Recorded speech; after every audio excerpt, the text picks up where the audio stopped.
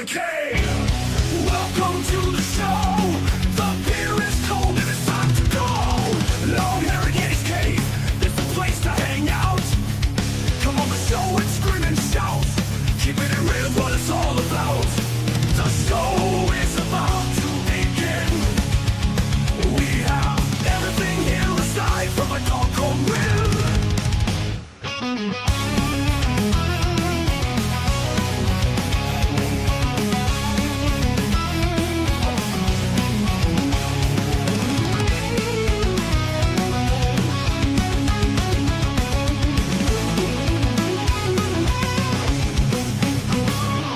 The show's about to begin. We have everything here aside from a doggone wind.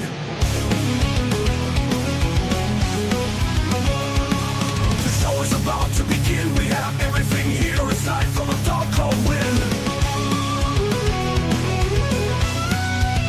Get very real, keep it real, keep it yeah. Welcome to the cave, welcome to the show. The beer is cold and it's time to blow. LongHairedYeti'sCave is the place to hang out. Come on the show and scream and shout. Keeping it real is what it's all about. The show is about to begin. We have everything here aside from a doggone win. Come on, win. Right there, we're getting that off now. Hold up. Fucking hell. We're fucking doing here, mate. What we're fucking doing here. Big up, everybody. How you doing? Hope everybody is well. I'm sure there'll be a lot of people interested to know what is kind of going off at the moment. And, yeah, interesting stuff. My personal take on it is basically, I think, as soon as he comes out in the press conference and puts it right out there that the two of them don't get on, he went against his owner, and you know, I've done that many times, jobs and all that kind of stuff, and it only ever goes one way, I'm afraid. When you call them out like that, you put them in a position where they either make an example of you or they leave it, and then they have other people doing the same thing, and you can't make an example of them either. So I think as soon as that was done, the writing was pretty much on the wall. Hopefully you can hear me okay, guys. Let me know if you can. And big up to Lone Star. How you doing, mate? A lot to talk about, absolutely. And big up to Daniel Knights as well. Yeah, it's a crazy one, really crazy. But what can we say? It was put into a situation where I don't think there was much option, to be honest. Because, like, Marianakis has shown that he's the kind of guy that will not take any shit or anything like that. Now, the reasons for it, I don't know. I've heard it's to do with him falling out with Edu. Whether that's the case or not, I don't know. I've no idea. But to actually sort of like... the fact of the matter is this, right? You can't come out against your owner or your manager or whatever like that and get away with it. You can't. And it's always in the back of my mind that he was going to be gone from this. Do I respect him? Yeah, man. Absolutely, I respect him. He thinks something. He's got it on his mind and he says it, even though it might be detrimental to himself. Done the same things myself. And it has been detrimental to him. If I'm West Ham, I'm getting rid of Potter and I'm pulling in Nuno straight away, personally. But that's down to West Ham. But yeah, I think he just made his position was untenable. I don't know if the players sort of knew about it. There was a bit of a weird sort of play on Sunday. Don't think the West Ham results really did a lot of favours for him either, to be quite honest. I mean, if it had gone and battered West Ham, then maybe it would have been like, you know what, we'll see how it goes sort of thing. But the fact that they got that result as well, I don't think that helped a great deal, did it really? But yeah. More worried about how the players are going to react, but the players are going to react in certain ways. I mean, at the end of the day, you're paid by Marianakis, you're not paid by Nuno. So, you know, you need to continue to do your jobs. And unlike most channels, I'm not going to say that I know everything that's going on because I don't. So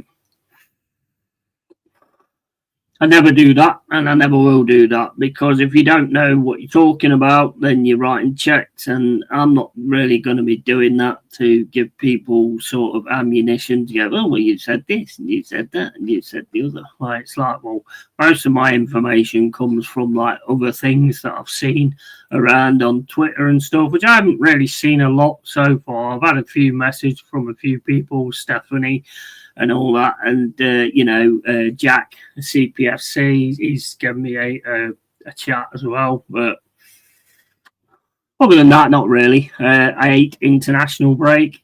Yeah, I mean, we've got the Serbia-England game on later, which I'll be doing just to see Anderson and Morgan Gibbs-White. Apparently, Anderson played really well the other day. Not something I didn't expect. I think he's a cracking player anyway. Well, the inevitable happened, but it's just a horrible outcome. It is, mate. It is. It is. But did you really, did anybody really in their mind see that going any different? Because I don't think, we know what Marianakis is like. He don't fuck around. And if you go against him and against that, then your days are numbered, basically. It could be to do with Edu, but Edu stays quiet and just does what he does. And Nuno's not that kind of person. Nuno's like me, who'll just come out and say exactly how it feels. And I don't blame him for that, to be honest. It's not the best way to do it. It's the way I've done it a lot of time in my life, and why I've got fired a lot as well. Because when you put a boss in a situation where he either deals with it or it could cause issues, that's it. They have to deal with it. Simple as that. And that's why they got rid of me a load of times.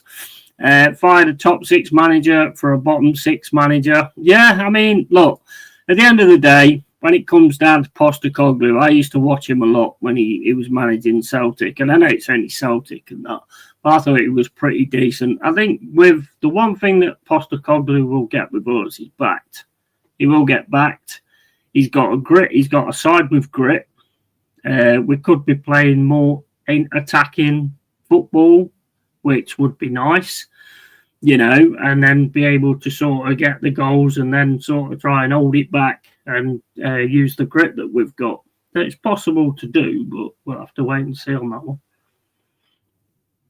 This morning, I ain't one to pile on the misery of my friends' clubs unless it's Tottenham. Big up, Carl. How you doing, matey? You're all right. See that fucking power slap thing? Fucking hell, bro. See them people getting knocked out clean. Crazy. I mean, that is mad, isn't it? Can you imagine, it's a good thing he did it with a power slap. Because if he'd have done it with, say, I don't know, just have you standing there with prime Chuck Liddell, and then he gets to punch you in the head. I mean, don't even bear thinking about it, does it? My big fat Greek wedding will result in an immediate divorce. Yeah. All good, bro. Hope you're well. Yeah, that power slap is mad. It's crazy, isn't it? It's absolutely crazy. But yeah, I mean, look, it'll go as it goes, and that's it. We've got a new thing to look forward to now. We've got Postecoglou who's coming. I don't mind his style, to be quite honest with you. It is quite attractive attacking football. Will that make us pay? I don't know. Possibly it will. He also has a bit of a counter-attack thing in him as well. I just don't think he had the grit at Spurs, personally. It's down to us, isn't it? We've got to move on and get on with it. Oh, by the way, this is one of the shirts that I got the other day, 16 quid. I got this one. This is the home shirt. Yeah, I don't think you can see it very well if I actually stand up, but I can sort of go like that. Yeah, that's the home shirt. And then I've got the away shirt as well, which I'll be wearing for the Arsenal watch along. The white one. Both of them are good, actually. Yeah, both of them are decent, to be fair. The away one, I think the badge is a bit too small. It looks too small for me, anyway. But it's decent. It is decent. Great new manager bounce when you face us Saturday. That's another thing, isn't it? That's another thing you got to take into account. This new manager bounce and all that kind of stuff, and how the players going to react, because that's the most important thing, isn't it? Are they going to be pissed off? Did they expect it? Well, I mean, for me, you get paid by Marianakis, you don't get paid by Nuno. Nuno's done some brilliant stuff with us, though. I can't thank him enough for how proud, well, and the whole team for how proud I felt last season, or what we did last season, some of the results we got last season, beating Liverpool at Anfield, first time in 55 years, and just looking and having people genuinely speaking about us in a term of, these look pretty decent, so he did actually give us a hell of a lot of pride in that respect. But all good things come to an end. And you know yourself, Cole, you know yourself, Lone Star, you know yourself, Daniel, everybody knows if you speak out about the boss like that, especially in public as well, and turn it into an all big spectacle, which, it's got enough things going on as it is. So it just wasn't the smartest move, to be honest. It was not the smartest move. And it's resulted in him being sacked. And we've got to move on. We've got to move on. And the thing is, the first game for Forest now is going to be all those players proving themselves to make sure they stay in Postecoglou's team. So that's put a big thing onto the game as well. Put a huge thing onto the game as well. It's the dumbest decision in football. Nuno had to know the outcome when he spoke out, but it wasn't as if he went for the owner. No, but you can't talk about there's problems in the background and all that kind. You can't do that, mate. You can't do that. That's insanity. That's insanity. Like I say, back in the day, yeah, you probably could. But even then, it never quite worked then, did it, with Billy Davis and all that lot. But these people are not going to sort of have that. And the fact that he got blown out and it's all over the press, and every time he goes anywhere, he gets asked about it. And every time Nuno goes anywhere, he gets asked about it. And it just brought bad energy to the club. We're done well. We're doing really well. Got back in Europe. We don't need bad energy coming into the club. And that's exactly what it brought to the club. Now, I'm not having a go at Nuno. I agree with him. He did exactly the same as what I would have done. If there was something on my mind, I would have said it. But I would more likely have knocked on the door of the owner and said, look, this is my point of view right now. I'm not happy about this, that, and the other. That's how I would have done it. I wouldn't have gone on the TV and done it, because then that gives all these little shitty creators something to talk about when normally they don't have anything to talk about anyway. So it gives them a little bit of fucking fuel for their fire as well. So that kind of annoys me a bit with it as well. But it is what it is. And I've learned that the hard way at my last job. Yeah, mate, they don't have that, because the thing is, like I say, if you do that, then basically, and they let you off, then that opens up anybody coming out and saying whatever. And if they have a go at them, or they get rid of them, then they can turn around and go, well, why didn't you get rid of him? It's the worst case in anything. Hey up, Joshy J, you all right, matey? And I am absolutely shell-shocked Nuno got sacked. Are you happy with the Ange appointment? Well, it don't really matter if I am or not, or I'm not, really, does it? I don't think they're going to go, well, we'll change it because, yeah, he's not happy. But, look, I'm all right with Ange. I'm all right with Ange. Like I say, it might be, I'll be honest, there was sometimes I was doing watch-alongs and stuff, and I did sort of want us to sort of go forward, do. And when they did do that, they looked really good. So there was one or two times where I like that. If you look at the West Ham game, we was kept with possession, and we wasn't very good with possession. And I think Ange might actually get that little bit more out of that. But hey, ultimate respect for Nuno Espirito Santo, mate. He's put us on the map again. And, Cooper as well. Cooper did what he did, kept us in the league. Nuno's come in, did really well last season, got us Europe. So I can't thank the guy enough for what he's done. He's been absolutely amazing for Forest, and he'll always go down with really good memories of like what he's done. And there'll be a lot of things talked about what he's done as well. So, you know, he is an absolute solid manager, and anybody that gets him next will be lucky to have him because he is a quality manager. Ange Postecoglou, don't think he was backed at Spurs. Don't think he really got backed at all. Don't think Spurs ever had like any grit or any backbone or anything like that. Yes, they won the Europa. I mean, let's face it, Ange could go and win the Europa again. I mean, that'd be insane. But, you know, it is what it is. As a fan, that's what I support. That's what I support. Nottingham Forest. I don't support managers. I don't support players. I don't support owners. All them will go. All them will leave. But this will be here forever, you know? So, yeah, that's pretty much my take on it. Great leaders solve problems and reconcile, then move on. Yeah, but it just doesn't work like that with him, mate. You've seen what he's like. You've seen what Marianakis is like. You've seen what he's like. Because it just...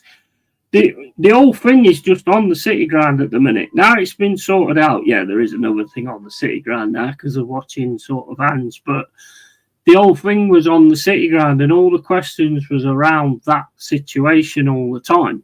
I mean... I bet you'd have rather Arteta's never spoke out against his owners, unfortunately, but I bet you'd rather he did. I think Marianakis having a go at him on camera was the first move of inappropriateness. To be fair to Nuno, in my word, fuck discretion after that. I'd agree with that. I would agree with that. Yeah. I mean, I called it passion on the pitch. Didn't fully know. Never said I fully knew because I'm not either one of them. So only they know what happened there. Only they know what's happened here and Edu and all that lot. But yeah, I do agree. That was not good either, to be honest. But the only reason you get away with that is because you're the owner. Can you imagine a manager going to an owner on the pitch and fucking having a go at him like that? It wouldn't last 5 minutes, mate. He wouldn't even get off the pitch, still manager of the team. But we move on, mate. We move on, and we've got Ange Postecoglou now, and we'll see what he's capable of doing. If England wins, then we are going to the World Cup. Nice. And that is something that needs to happen as well. I hope Arteta calls Stan a wig-wig Yankee fucks. Arteta, one thing about Arteta, he's smarter than that. He's smarter than that. He's not going to come out and do anything like that.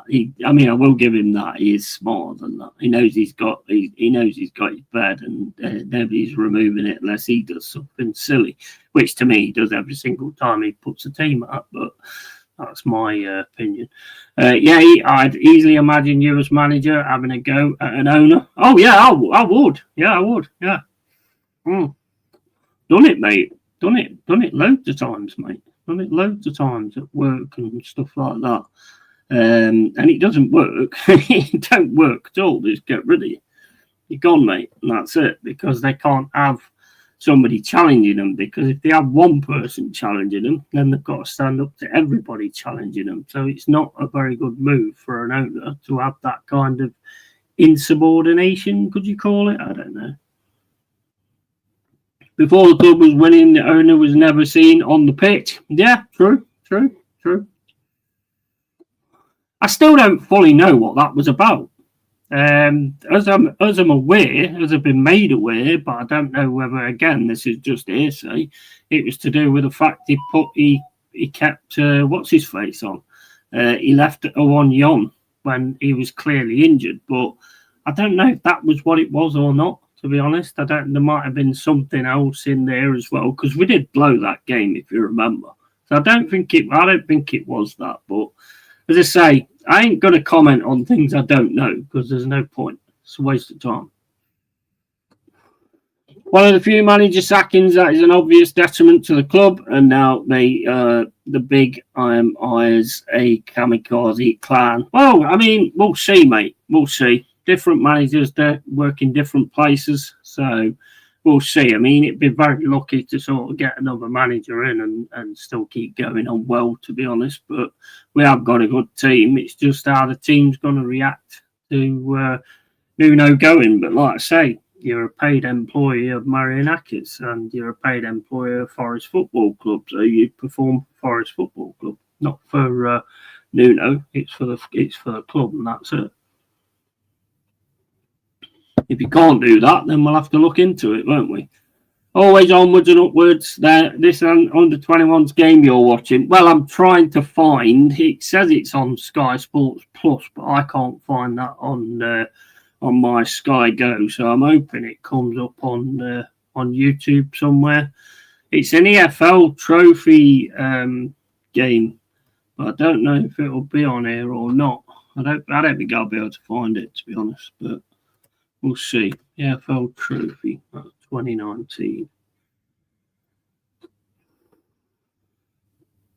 And it's like in the league thing. It's against Tranmere Rovers.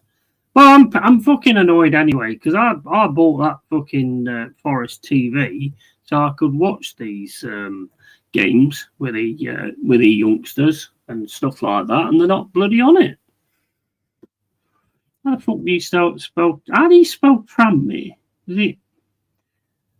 No, Tranmere. Yeah, I know. Got it come up on here, but I don't know if it'll actually be on. Oh, wait a minute. No, it's not. That's not. That's the fucking idiot just putting it on there and saying it's on there, but it's not on there. Nah, never you're going to get it. Let me just get on the website and I suppose I can see like the reports of it or whatever and just see what's going on. Yeah, old Big Ed turning in his grave. Yeah, well, I mean, mate, I think if Andy had gone to Cloughie like that on the pitch, and I think you would have seen things a lot sooner, personally. I think things would have happened a lot more sooner than that if that was to happen. But, you know, it is what it is, guys. You have to sort of move on from it, don't you, and just get on with what you're doing. You know, a B team, just see if we can get like... Right, it says here 7 o'clock kickoff. It's gone 7 o'clock now. There's nothing else going on here at the minute. Oops, on it.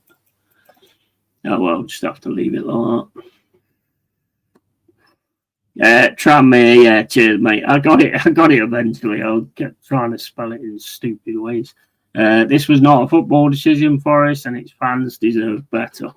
Yeah, well, you know what? If people fall out in situations, people fall out in situations. There's not really a lot you can do about that. I'd have rather him looked at the bigger picture, personally. But, you know, he obviously had Ange already ready. So, Ange was already ready, mate. He was called pretty much as soon as I saw that Nuno had been fired. So, it was already in the wings. It was already happening. And I don't know, did the team know about it before the West Ham game? I'm not making excuses, but... You know, did they know about it before then? I don't know. Surely they'd have seen him in the ground. I mean, I don't know. Big up to Mr. Joshy J, mate. Member for 2 months. Big up to you, bro. Hope you're well, my brother. And Cloughie would have slapped the Man Stewart. Exactly, that's what I'm saying. That would have been dealt with on the pitch, mate, I think. They won't let you hear. You have to listen to the misery over and over again. This is why I hate discussing football online. Yeah, exactly. And the thing is, I can only say like what I know of it, you know, and I don't think we're going to find out exactly what happened. If Nuno ever writes there's an autobiography, then maybe you'll find out something in that respect. But no, Marianakis has told him that if you tell anybody what's said in this room, then you and your family are finished. So he's probably done that. I don't know. I think the thing that annoys me with things like this, and the thing that annoys me with what Nuno did, is it gets every Tom, Dick and Harry talking about it who hasn't got a fucking clue what they're talking about. You know, and you know what I'm saying there, Cole. You get everybody talking about it and going, oh, well, it's this, it's that, it's this, that, and the other. We don't know at the end of the day. We know exactly where it all broke down, 100%. Was it to do with Edu or what? I don't know. That I don't. I know he wanted that Adama Traore. I don't know if that was to do with it. I don't know. I can only give you my thoughts at the end of the day. I can't give you any factual things. You know, I mean, I mean, if you want, I'll ring Mr. Marianakis and ask him. And just go. Here's his number. Hey up, you big fat Greek bastard! What the fucking are you playing at, bro? What do you mean he stole your dinner? Oh, fuck. Well, I mean, if he stole your dinner, then yeah, I can kind of understand that. And yeah, oh, what? And then he smashed the plate. Oh shit. Yeah, you shouldn't be smashing the plate. That's your thing, isn't it? Yeah, that is disrespectful. I have to admit. Anyway, yeah, take care. Enjoy your fucking food, and see you later. Bye, Marianakis. There you go. Well, I've just found out Nuno stole his food and smashed the plate afterwards, so he's not going to have that. Mr. Marinakis should have endeavoured to improve his relationship with Nuno and eaten some humble pie. He looks like he enjoys pie. Yeah, absolutely. That's exactly my meaning, bro. You get it? Yeah, it just, you know what? Normally, like, if I weren't like doing this, I'd just switch it all off and just let people talk bollocks. You know, I'd just leave it and just let people talk crap. Owner is an emotionally unstable man-child. He is very, I mean, it's his way or you're gone and that's it. My way or the high. If you remember, he fell out with Cooper as well. Went the same way with Cooper. Fell out with Cooper as well because that was being not discussed massively, but there was all of a sudden like a divide. And Cooper was talking to the assistant, who then went and spoke to Marianakis, and they wasn't speaking to each other. So it kind of happened then. I think the only reason there weren't a sacking was right at that point was because of the way like the fans reacted, and I'm sure the fans have reacted now. But we don't know. Look, we don't know what's going to happen, do we? The only thing I would say, it's all about Forest. It's not about Nuno. It's not about Marianakis. It's about Forest, and it always will be about Forest. And that's the only thing I can really tell you. I mean, the statement from the club is basically just where is it? Let's have a look. See the statement from the club. Where is the statement from the club gone? Right, club statement. Nuno Espirito Santo. Nottingham Forest Football Club confirms that following recent circumstances, Nuno Espirito Santo has today been relieved of his duties as head coach. The club thanks Nuno for his contribution during a very successful era at the City Ground. In particular, his role in the 2024-2025 season, which will forever be remembered fondly in the history of the club. Absolutely. As someone who played a pivotal role in our success last season, he will always hold a special place in our journey. And yeah, that's pretty much what they've said. There's not really like a mega big statement or anything like that. So, I mean, it won't surprise. If nobody likes it, mate, Marianakis will probably start kicking fans up. Get out. What do you mean I made a mistake? Get out. You're not coming to watch any more games. Fuck out of here. Is it just who we are, Yeti? Yeah, I know, mate. I know. One of them, innit, really? I mean, if it works out, I don't think anybody will be worried about it. But it's just, for me, the biggest worry for me is the players, mate. It's the players that worries me. I don't know how the players are going to react. That's probably the big thing that I'm worried about, really. Greek tragedy unfolding. Yeah, it could be a major, terrible decision, to be honest. It could be. You know, I mean, the game against Arsenal, they're all going to be having that game where they try and prove themselves to the new manager and all that kind of stuff. So, I don't know. Or an Odyssey. Oh, by the way, Scal, this is the top, mate. This is the home kit. Got it through the other day, and it's nice, mate. It is actually really nice, to be honest. It's a lot better than what I thought it was.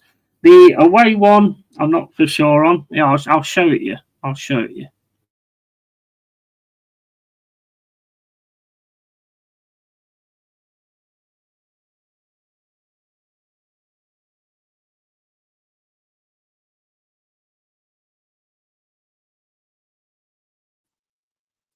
I don't know like how much you'll be able to see it, but get it. Can't see the fucker, can you? Can you get round like there you go. That's about the best I can sort of get it. The badge looks a bit too small for me, but I mean it is still a nice shirt. Can't really do it all. Let me just turn this off a second.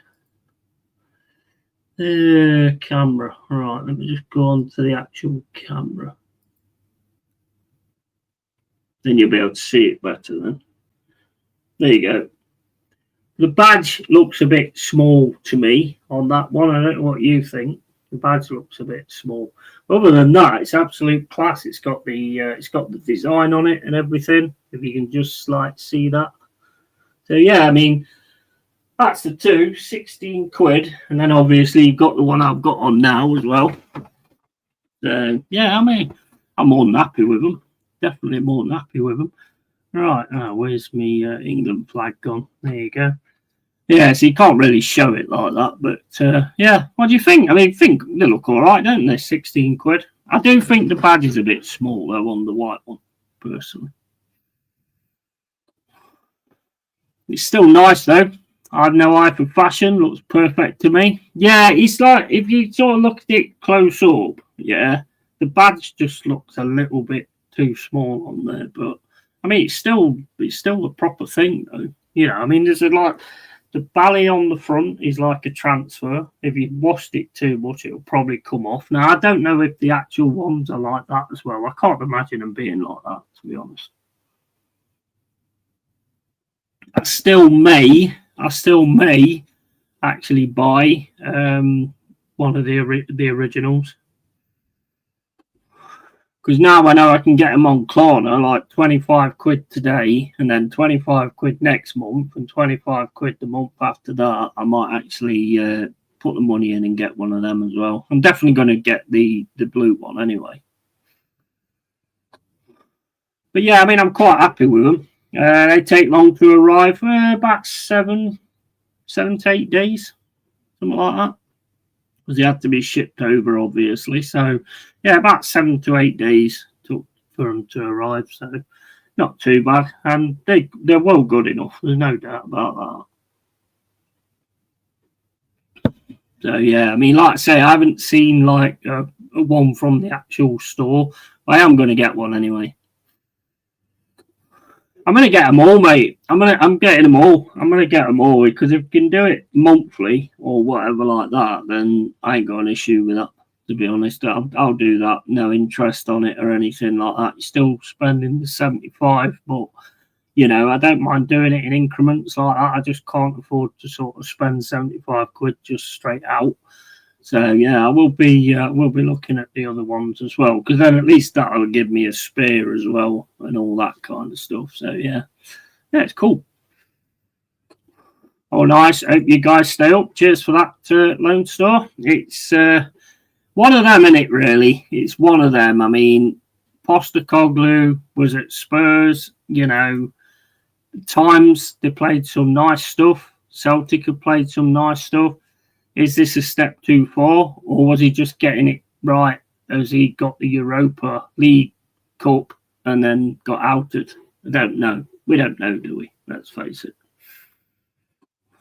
Did Marianakis turn around to Levy and say, you better sack him because I want him? And We all know Levy is terrified of Mr. Marianakis, as anybody is who is edible size, and we are probably all edible size to Marianakis.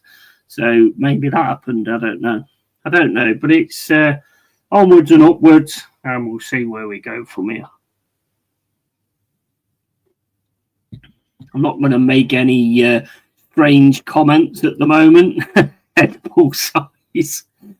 Yeah, I'm not going to make any judgments or anything like that at the minute. My personal first thought is that, maybe just see the bigger picture or whatever. But it is what it is, and it's happened now. So there's not really a lot we can do about it in that respect. It's not going to be reversed or anything like that. So that's it. And as I say, coming out and talking about your boss like that, not always the best idea, to be quite honest with you. So it's going to be interesting to see kind of how we go. Let's have a look on the table, see where we are at the moment. I think we're 10th position at the moment. So, I mean, it could be one of them where, we get a win. I don't think we'll get a win at Arsenal, to be honest, but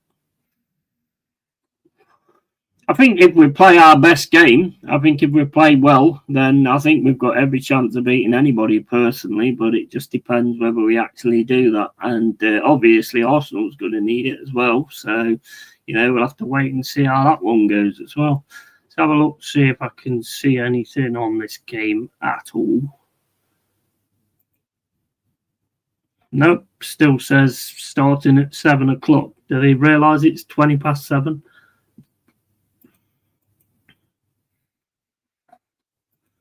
It's 20 past 7, guys, and it's not on. Has Nuno done some kind of fucking weird thing on the pitch or something? Why is it Tranmere Rovers? So it's not us. Edible size, and I reckon Nuno got wind of the owner courting Ange. That's possible. Anything's possible, really. I mean, you've got people coming out now, though, all these twatty, wanky journalists saying that all the players are not happy and they're all worried about the futures and they all want to leave and stuff. Same as I said to Jack, that's such an easy story to run at the moment, isn't it? That is such an easy story to run at the minute. So I'm not too sure on that one. I'm not really going to look into that one too much. I think they just look for easy things to say, to be fair. Ireland lost, for fuck's sake, bottom of the group. Oops. Who did you play? Oh, and I watched the UFC as well, mate. Watched the UFC last night. Good stuff that was. Really good stuff. Watched all of it last night. Some really good performances. Bloody hell. That final hit on Paul Craig. Bloody hell, man. He didn't know where he was. He had no idea where he was, did he, Craig? And then he retires. I thought it was probably about time for him to retire, to be honest with you. But that was one hell of a fucking hit. That was from McCaskis, or whatever his name is.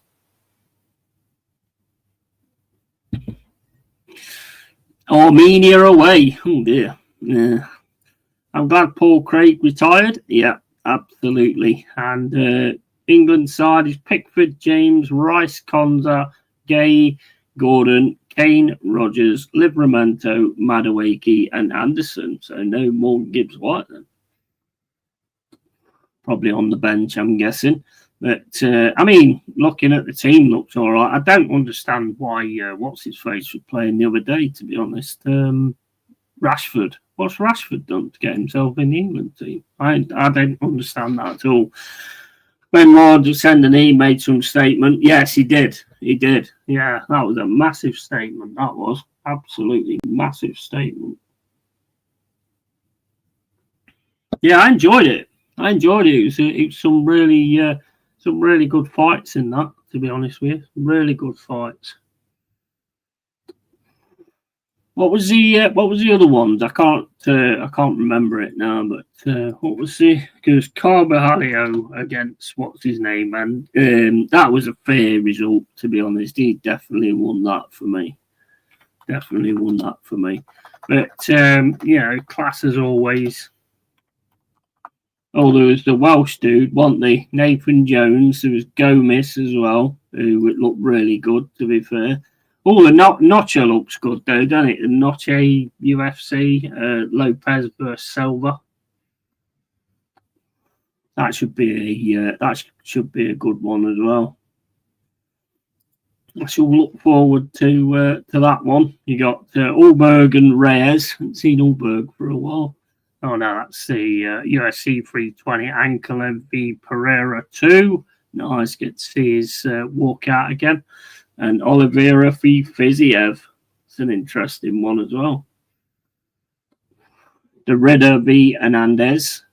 Aspinall versus Garnier. The Madalena versus Makachev. And then the other ones are to be decided. So the past, what was the one last night? Ah, that's it. Walker, yeah, I didn't see that one. What was what's that one last night? Because there was a few fights that really stuck out to me. Yeah, Bazaskis, Oki and Mason Jones. Fucking hell, that Mason Jones looks decent. That front, Alex Soler and Reese McKee. That was a fucking good fight, that was. Gomez and Rushala. Omar Sy and Brenson Ribeiro. That was a good one as well. I think Sy won that, did he? And then you got that. I tell you what, that one did impress me. That was the one I was thinking of. There was two actually. Ante Delija or whatever, bro. He looks mental. He looks all right, mental case. He does. And that Carl Fernandez as well, mate. The damage he did to his legs. And that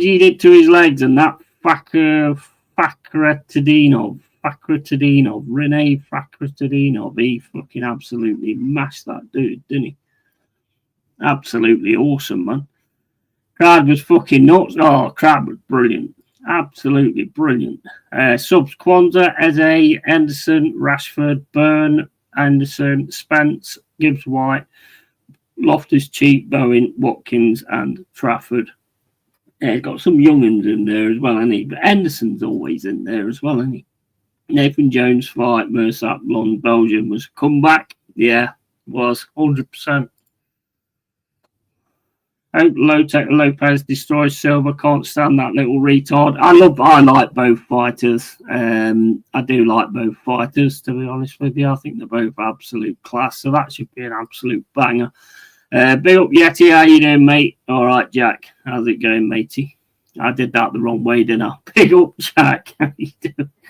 Yeah, I did that the wrong way, but yeah, big up to you, mate. Oh, the leg kick TKO, mate. That was insane. Couldn't even stand up. Hey, Jack, bro. Thomas Tuchel's 5 games in charge of England. Harry Kane has scored in 4 of them. Yeah, I mean, I haven't really watched any of the games until this one tonight. I only seen like the highlights, but yeah, I mean, it's. I've been told it's been a bit boring, but I mean, the highlights looked all right. But then again, the highlights always do, don't they? So can't see this Forest game anywhere, so I'm not going to be able to get that on. It's not even mentioning it on the site, so. But yeah, it's going to be interesting. I think the one thing I would say about what Postecoglou's got with Forest and what Postecoglou's got with the Forest side is the side's got a lot of grit in it, even though you'd not want to say that against West Ham, to be fair, but. You know, I mean, we'll see how it goes. I don't know. Who knows?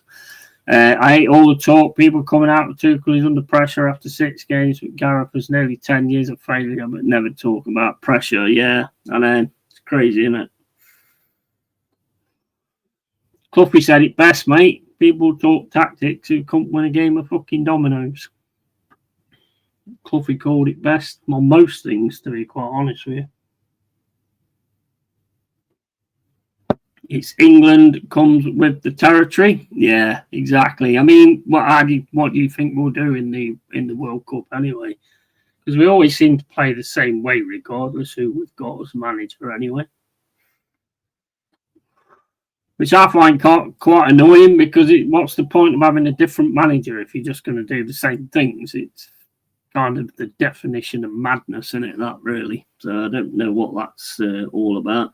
But I've got to try and find this England game as well, because it's 7:30 now. So let me see if I can find that. If I can't find it, then the whole stream's full, basically. If I can't find the first game, I'll have to take that off the thumbnail. Not that anybody takes any notice of the thumbnail anyway, but you know, I'll have to take that off there and just see if I can find this England game on here. I bet you the FA try and tell them how to play because Tuchel's team weren't like this before. Yeah, exactly what I mean. That's what I mean, Jack. It don't matter who you get as manager when they're fucking pulling the strings, does it? You know, it's one of them, innit?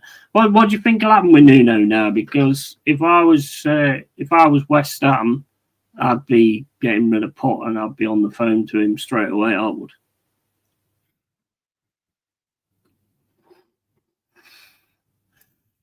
I don't care how we play as long as we win stuff. Yeah, I think most people are in that same vein, to be quite honest with you. I think winning is what matters at the end of the day, and it's all that matters. Stream could be falling apart quicker than Forest. Yeah, probably will, mate. Watch Glasner leave at the end of his contract and we bring Nuno. It would not be a bad shout, mate, to be honest. I mean, what Nuno will do now, I don't know, whether he'll go and sit back and think about what he's going to do now or whatever. I don't know. It's a massive shame. It is a massive shame. But the thing is, you don't go up against this owner. You just don't go up against this owner and win. You just don't. There's a lot of Forest fans that ain't happy about it or anything. Pretty much all I've said basically is I don't know the full ins and outs of it or anything like that, so I'm not really gonna say. I mean, I've had my things to say, of course, but I still don't know whether that's the situation. So I'm not going to make it. It's not fact. Now everybody says things nowadays. Fact, mate, fact. No, it's not fact. So everybody's clutching at straws as normal. I think if Potter leaves West Ham, we'll try get him. I'd thought that now, right? To be honest, I would. Or maybe back to Wolves if they don't get their act together. It's another good shout. Yeah, it's a good shout. It's a shame, mate. Too many people loving it too much for my fucking liking. Yeah, I know. Get used to it, though, don't you? You get used to it. Yeah, but the thing is, that's a good thing, though, in a sense, Cole, because we made a difference last season. And that means that people are sitting up and taking notice of us, because if we hadn't have made that difference last season, it would have just been yesterday's chip paper. But they're actually interested in it now because of what we did last season and the fact of what we're doing at the moment. So they are taking notice of us, and we are being used for like their channels and talking about it and all that kind of stuff. I don't blame them. I mean, we all do it, let's face it. If something happens with Arsenal, I'll mention it. So, I mean, it's not something that we don't all do. As soon as I heard it, though, I wasn't just going to jump straight out with a show and start going on about it like a lot of them do. I thought, well, I'll do the stream later on and I'll just talk about it there. I had my mind set to go off on one, but I thought, nah, I'm not going to do that. We'll see kind of how it goes. None of it's in my decisions, is it? Let's face it. So nothing's going to change if you stand on here arguing and kicking off and all that kind of stuff. It still ain't going to change shit. So there's no point. Under Nuno Espirito Santo, Nottingham Forest became the only team in Premier League history to double their points tally from one season to the next. 2023-24, 34 points. 24-25, 65 points. Mate, he did a fantastic job. No doubt about that. Same as Cooper did, though. I mean, Cooper did a fantastic job as well, and Cooper was got rid of. If it weren't for Cooper, we wouldn't still been in the league, would we? So Cooper did a fantastic job. They'll all, both of them, will go down in history. Cooper got us up here. Cooper kept us up here, and then Nuno came in and gave us that bit of pride back. Although the pride's always there, but it gave us that bit of pride back and that bit of bragging rights back. So yeah, I mean, both of them will go down in history where that's concerned. Yep, exactly that. In just under 2 years, Nuno Espirito Santo guided Forest from a relegation battle back into Europe for the first time in 30 years. Exactly. You've got to respect it, haven't you? At the end of the day, you've got to respect it. It would have been nice for him to go through Europe, as being he earned it, although he earned Conference League, in my opinion. But he earned that, and he probably should have been able to see that through. But Marinakis probably looking at it and thinking, well, Ange can win trophies and things like that. I think that's something that he has come out and said, that he wanted Ange Postecoglou because he's a trophy winner and all that. Well, get it done then. Get it done. Steve Cooper back in management with Bromby and vows to restore the glory days. He's a good manager, Cooper is. Cooper's a good manager. I mean, the one thing I will say about the whole situation is there might be some decent attacking football now instead of the, being a little bit fucking timid all the time and stuff. So there might be that could make us come unstuck. But then again, anything like that can happen anyway with anybody or any manager. So that could be a good thing, could be a bad thing. But at least it will be entertaining, and that's kind of what we want to see. It's all down to the way the players react for me. The new ones I don't think will really bother. I think it will be the ones that's been with Nuno for a good while that's probably going to maybe stutter or whatever. But I don't think they will. They're professionals, and they need to act exactly like that, really. Right, let's see if we can get this England game on, if this fucking mouse will start working properly. Where are we? Let's have a look.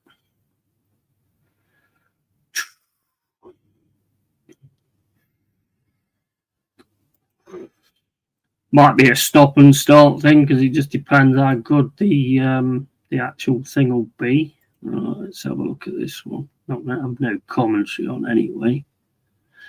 Here we go. We're on to the England match against Serbia.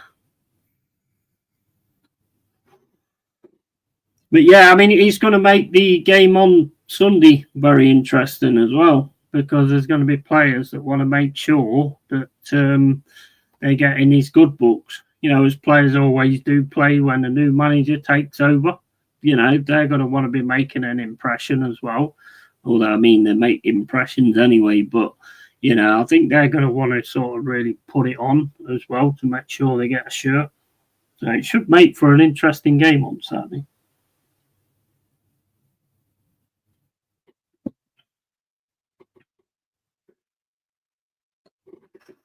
Right, so there's the group. We're top of the group at the moment with 4 points. Serbia's got 3. They're second. Then Albania, then Latvia, then Andorra. I mean, you look at them teams there, and we should not 4 points. 4 played. I meant 12 points. I meant not fucking 4. 12:30 kickoff Saturday. Yes, absolutely. Absolutely. And I'll be looking forward to that because at the end of the day, these games are tests. These are the tests we want. We want to be playing it up against these teams that are there and are about it and all that kind of stuff. That's the kind of test you want.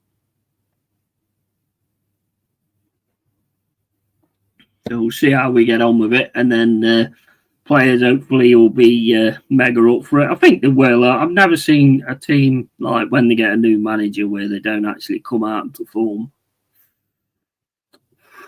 With Miles Lewis-Skelly not in England squad tonight, Arsenal's left backs will be fresh and ready for Nottingham Forest. Yeah, I mean, well, you always pull your players out of the internationals, don't you? I mean, a lot of players back in the day wouldn't have had that.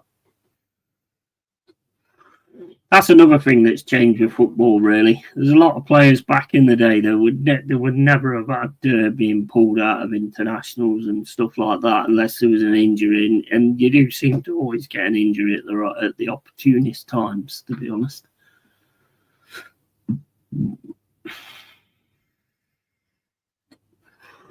As always, hopefully it is a good game and enjoyed by everyone. And it's called. Are we going? Will we have this new offside thing by then, or is it? How long is it before they start doing this new offside? Is it in now or what? Thomas Tuchel confirmed to the media at his pre-match press conference that all his players were available and the versatile Arsenal player has been left out. Yeah, he'd probably been told to say that.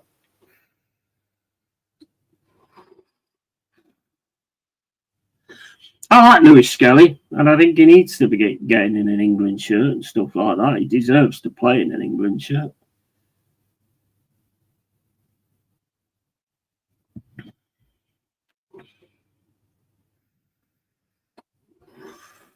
But like I say, we will see what happens, and it will go one way or it will go the other, and hopefully it does not go the other way. Because it could be another one of them Birmingham things where they took over and got rid of their manager and got Rooney in. Then he never won again, I don't think. I watched it on Amazon the other day. You watched that? Blue is the colour or something it's called. I can't believe, if you watch that, I can't believe that guy that comes over from the States. Oh, we've got to do this. We've got to do everything different. It's like, well, you've got a manager who's got a team that's winning all the time at the minute. You're fourth in the league, and you're going to change everything around and get rid of everybody. And I was like, what are you doing? If he's not broke, don't try and fix it. That was insane. That decision was crazy, mate. Crazy. Yeah, Tom Brady, yeah. But it weren't him. It was the guy who bought over the bloke he bought over. He was the one that was saying, "Oh, we've got to change it all from the bottom up to change how things are going." But he was like fourth in the league and not lost. I don't think beat Wrexham. I think they beat Wrexham by then. But yeah, I mean they was doing all right. And then he decided to change it all up and we'll go for different. And they got in Rooney, and I don't think Rooney won. I don't think he won a game. Eustace was actually doing all right. He actually had a winning team going at that time, and then they just got rid of Rooney. And it's like, talk about, what did they say to him when they took over? The main thing that was said to him was, don't try and change loads of things at once. Just see how it goes, check the ground, check the land out, and then just see how you go from there. What did they do? Went straight in and changed it all. Yeah, Rooney couldn't win a raffle. No, he's shit. I still can't believe he got manager of the season. When Derby went down and they got the fucking 12-point deduction. I mean, Cooper took us from bottom of the table or ran near the bottom of the table and took us to promotion. Yet fucking Rooney gets them relegated and gets fucking manager of the season. What the fuck is that about? Absolute madness.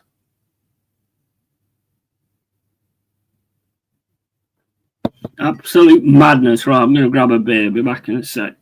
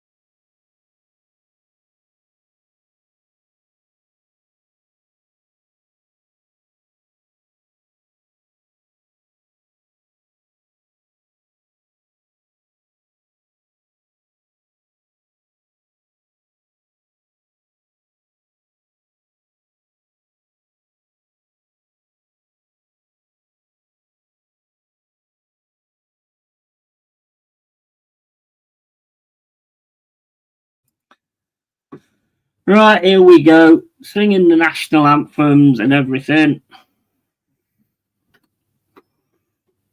But I think Marianakis has made it quite clear that it's my way or the highway, basically. He could actually fucking rue the day of this, to be honest with you. But we'll have to wait and see on that one.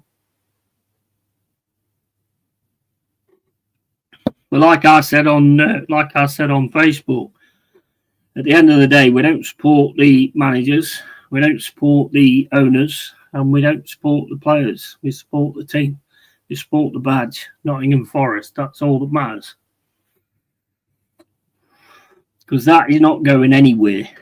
That is not going anywhere. So that's who you put your support into. The rest of them are going to be there 1 minute and gone the next. So, you know, that's always the thing that you stick by, in my opinion, anyway. Same as like with Arsenal, with this thing about Arteta and stuff like that. I mean, it's just ridiculous, man. It's honestly, I think if you ask some of them, they're more Arteta FC. I think if Arsenal bought out their shirts this season, yeah, and changed it from being Arsenal FC on the shirt and had Arteta FC, I think they'd love it. And it should never be like that. Should never be like that. It's always about your club. It's always about your team. Same as these Xhaka situation. That Xhaka situation should never have been accepted. And for me, that's where it all sort of, that's where they knew that they got the fan base on form, and they've got the cult going and all that kind of stuff. Because you should never have stuff like that. That's just disrespectful, to be honest. Right, we are standing in the centre circle. Harry Kane. And Milenkovic. God, he was Serbian. Yeah, he's a Serbinator, isn't he? Serbinator, mate. I bet the ref's saying, what's going on? What's going on with Nuno then? He's like, I don't want to talk about that. I've got a fucking game to play. Fuck off, you little mini twat. So that'll be him getting every decision go against him.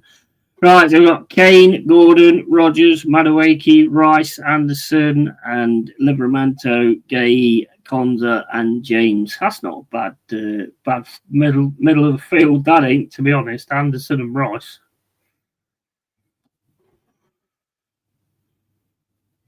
Hopefully Anderson has an absolute awesome game again. Although he's putting himself in the shop window, which is not always something you want to see, really, but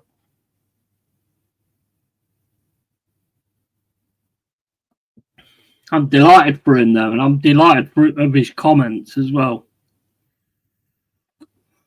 He's glad he came to Forest. As much as he loves Newcastle, he just knew that he just decided to go, you know what, let's get out of here and let's be brave and let's go somewhere else where I can get football all the time.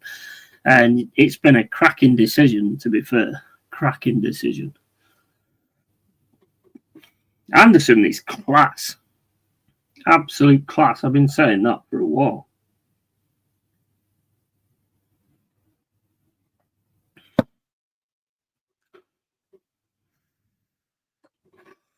Ireland lost 2-1 to Armenia. Those players should lose their man cards. You know what? Ireland are normally all right, to be fair. I used to love watching Ireland back in the day. I used to prefer watching Ireland and Scotland and Wales more than I did actually just watching England, to be fair, because they always used to sort of give it some. Even if they didn't win, they used to give it some. They didn't back down to anybody.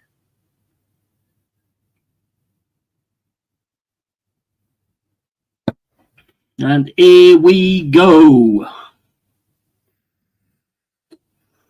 Go on, Anderson. Let's have it. Livramento, he's looked good this season, actually. Livramento, he's been quite impressive, to be honest, for Newcastle. What do you think about this they said to Newcastle that the guy you bought in, that Walter Maida or whatever his name is nowhere near a good replacement for Isaac. I mean, replacing Isaac was always going to be difficult anyway. I mean, I went seeing the guy play yet in the Newcastle shirt, yet people are already like ripping him apart. Right, here we start. England get the ball down the field straight away. Anderson plays it across to Gay. Back to Anderson in the centre circle. Played across to the right-hand side. And then it's back to, I don't know who that is. Who was that again? And it's with Livramento now on the left-hand side. Plays it back to Gay. Gay's going to play it across the field to the other defender, Konza. Oh, there's a slip there from Rice, I think. Managed to, I don't know if that was Rice or not. I don't think it was. And then Gay plays it across to Konza. Konza going down the right-hand side, just getting to the centre circle. Plays it across to Reece James, I think that is. Ball comes over on the right-hand side now with Madueke. Madueke's fighting for the ball, goes down.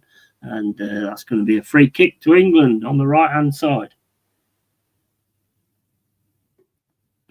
He did get taken down there, to be fair. I'd trust Newcastle scouting before doubting it. Yeah, absolutely. Absolutely. That's what I mean. You've got to see the guy in the shirt, ain't you, first? You've got to see him in a Newcastle shirt and see how he performs. I mean, he's a big fucker. Have you seen him? He's tall as fuck.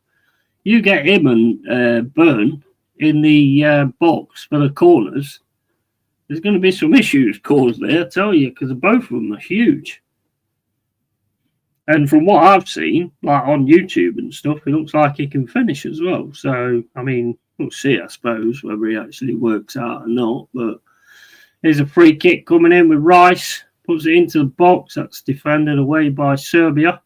Kicked away. Rice then got it running down the pitch. Going to play that back to Pickford.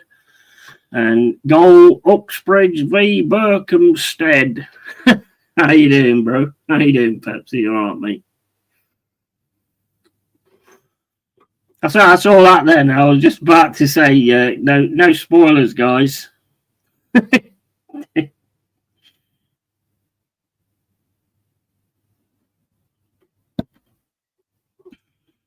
It's sport that game for me now, Pepsi. I was watching the Uxbridge Berkhamsted game. They hadn't scored yet. And here's England with Konza.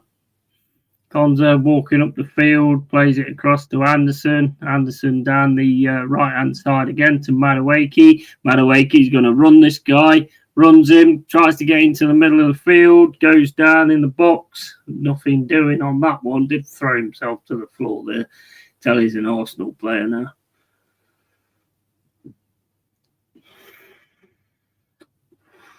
Did well with a bit of turn of pace then, to be honest. I mean, when he tried to cut it inside, sort of lost the impetus by doing that.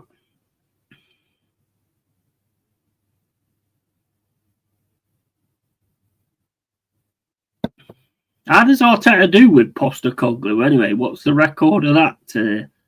What's the record of that Lone Star with when Postecoglou was at Spurs? I think you kept beating them, didn't you?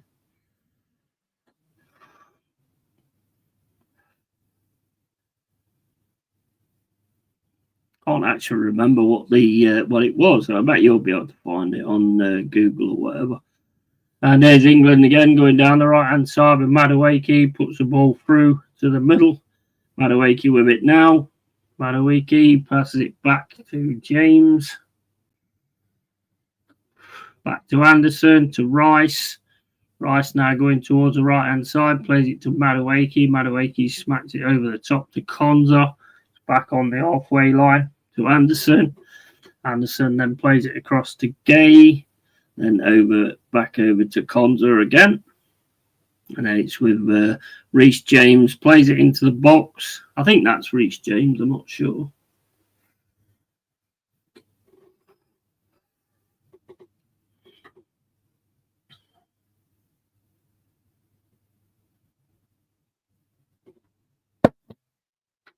Madueke again. It's always on hand, always on offer. Madueke at the moment. Yeah. Me bottle opener. Me bottle opener.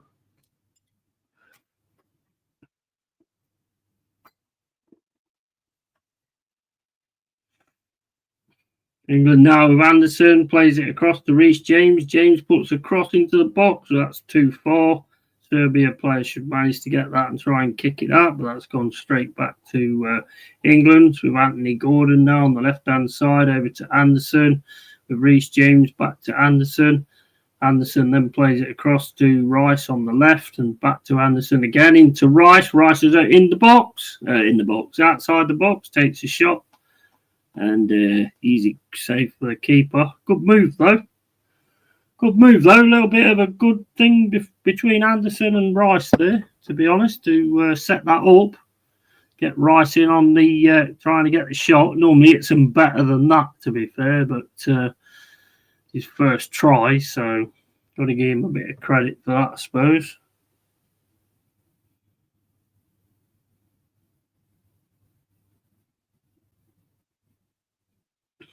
6 minutes and 23 seconds gone. And still 0-0.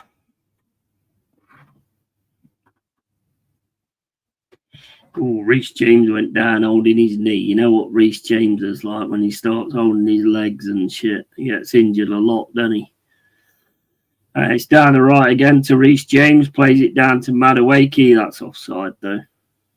I don't think that was the no offside rule. I don't know.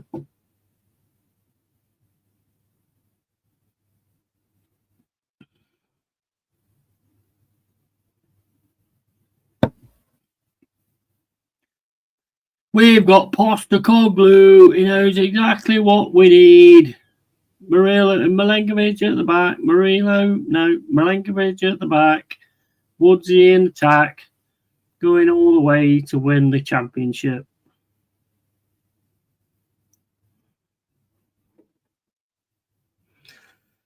And here comes Serbia down the right-hand side.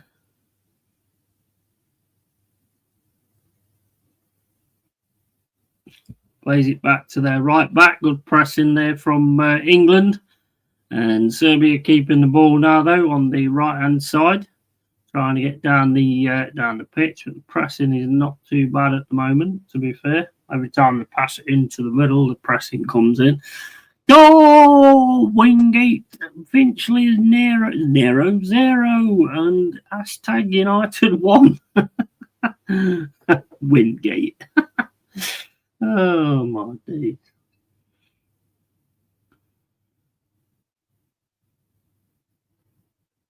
That's all the way back to Pickford. Gay comes out with the ball now, though. Plays it across to Konza. Konza's got the ball. Plays it across to Reece James on the right-hand side. And in the middle to Anderson. Anderson turns, looks back for Konza. Gets Konza. Got Anderson again. Plays it down the right to Madueke. That goes back to Anderson. Anderson back to Konza. And Konza with the ball now, just coming over the halfway line.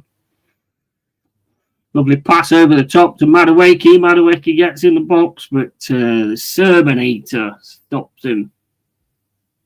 They don't. That's not the Serbinator. Well, he's probably a Serbinator, but he's not the Serbinator that I was talking about. Big up, Tony Neri. All right, matey. Hope you're well, pal. And evening, Tony, bro. Break-in. Nepal versus Bangladesh. Match cancelled. Nice. And Cole. Lone Star, check out the record between Postecoglou and Arteta when Spurs played Arsenal.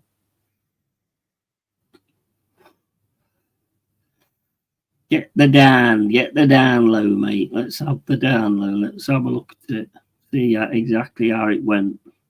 And there's a corner for England. And Rice has got it outside of the box. Livramento on the left-hand side. And the ball's on the left-hand side now of England. Nice pass in there from Anderson. Anderson and Gordon linking up, and cross comes in. Madueke was there on it, but he's defended well. And England again, Anderson, lovely quick pass there from Anderson. Everything Anderson does, by the way, I'm going to say was amazing. So, get ready for that.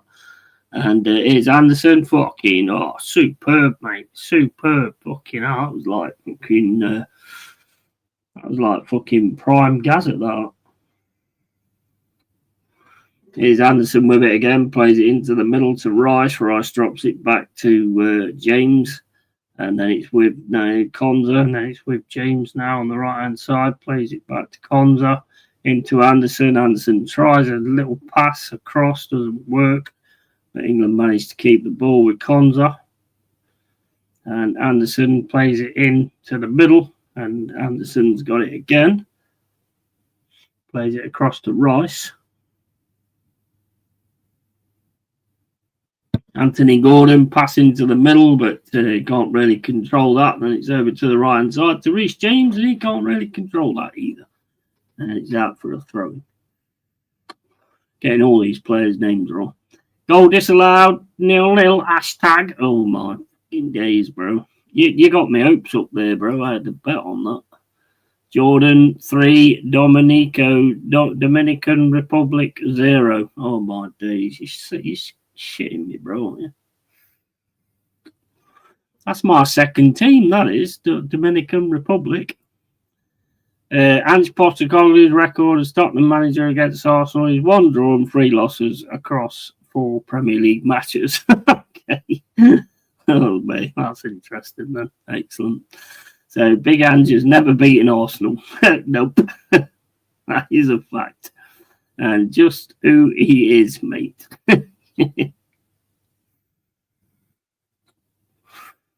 Yeah, man. Well, we'll see. We'll see.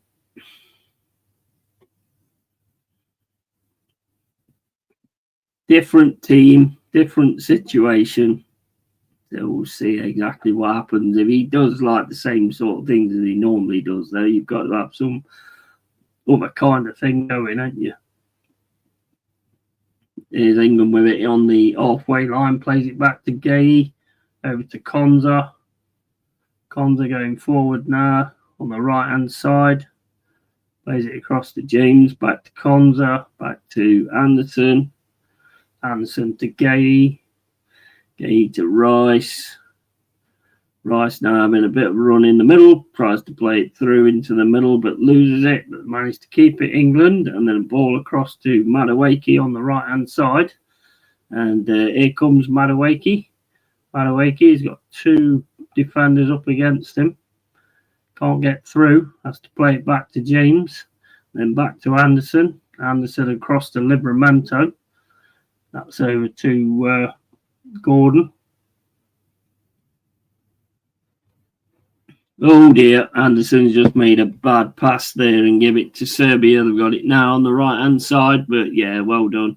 Gets back in Livramento to stop it, and that ends up back with Pickford. He always wins a trophy in his second season. Arsenal still be waiting. That's a good point and all, yeah. Well, I mean, he's in the Europa League, isn't he? He's with us in the Europa League, I suppose. So can he go and do it again? Maybe that's a big part of the decision as well. Maybe that's a big part of the decision. The fact that Ange has won that before. I don't know. I have no idea. I don't know the guys, to be honest with you, so I can't really tell you. Reece James, Madueke trying to work something with Reece James, but Serbia reads it. 40 minutes and 23 gone. Yeah, Ange will win the championship after he relegates Forest. I know, that's why I said it, mate. That's why I said it. I don't think the players will be there though that I called out, to be honest with you, if that does happen.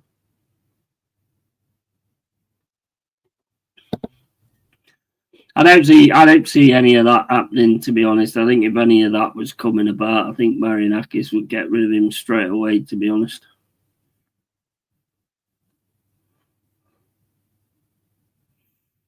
mean, let's face it. I mean, where Marianakis is concerned, I mean, he hasn't done us wrong in a lot of different things, like keeping the city ground and all that kind of stuff. But this one could be a little bit of a step too far. But at the end of the day, mate, the players need to perform, and they need to perform for him. You know, you're getting paid wages, so get out there and give it everything, which is what we expect. Yeah, Andrew will win the championship. Big up, yeah, for some reason it didn't show you were live. Big up, Bargab. I know the notifications don't always work, mate. I don't know why. Sometimes they just don't work for some reason. You think Ange Ball could come back? He was an exciting star when it works. Yes, exactly. Yeah, that's my point of view. I mean, the thing is, I like Nuno. I think Nuno did amazing stuff for us, and I love some of the stuff. You know, some of the watch-alongs I was watching at times, I just was thinking, can we just can we take a chance? You know what I mean? Just take a chance. You know, he's good on the ball. Let him run with the ball a little bit. Let him try and get something going. You know, there was that little aspect of it as well. Maybe it's the advancement that we need. We'll have to see. Breaking Saudi 1, Crawley down 0. Oh my days. And I was going to wear my Saudi. I was going to wear my Crawley down shirt as well for this stream to show my support, and I didn't bother. There's Serbia now on the left-hand side, trying to get it past. Can't, but it should be a corner though there for Serbia. We've had a lot of the ball at the minute, but we haven't really done a lot with it. We tried to get it down the right-hand side a lot of times, but that's pretty much about it. In the Prem, problem is teams will exploit the chinks in the armour at a higher level. Yeah, absolutely. England team is unwatchable. Yeah, I'm just like watching this one now, because I was going to look at the Forest under 21 game, but I can't find it anywhere, so... That started at 7, so, and I still haven't seen any results or anything that's happening with it either. Saudi fair, no one, nobody, mate. Not even Arsenal, not even Arteta scares Saudi.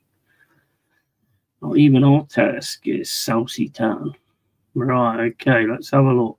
Well, I don't know who's updating. Well, nobody's updating it, because if it started at 7 o'clock, I've got the right day, and yeah, it is the right day. If it started at 7 o'clock, I don't know what's going on, because there's nothing on here at all. Absolutely nothing on here at all. No updates, no nothing. Here's England again down the right-hand side. I mean, I must admit, watching them highlights the other day, I think Reece James put some cracking crosses in at times. Cracking crosses.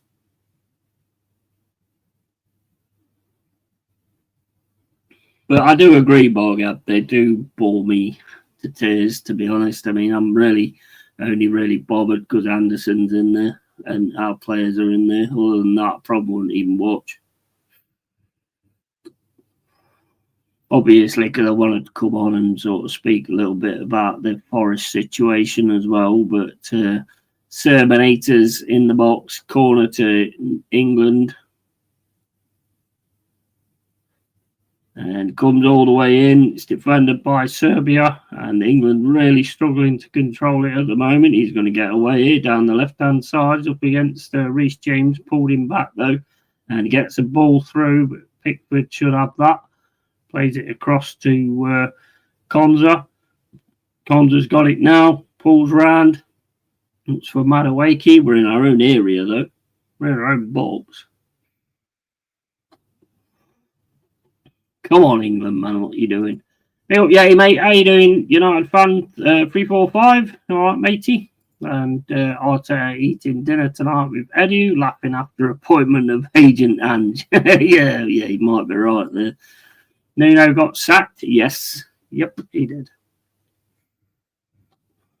To be honest, mate, I thought it was done. Because I'd not heard anything. And then obviously, the only time, anyway, I knew really was Stephanie left a message on my YouTube asking how I thought about it, and I thought, what has it actually happened? And then I saw it sort of after that. Not mega happy about it, to be honest with you. Not mega happy about it at all. I thought he deserved better than that, to be fair. But at the same point, you can't go out and speak about the boss in a press conference, I suppose. If there's a problem, it needs to be sorted out indoors, not outdoors. Personally, that's my take on it.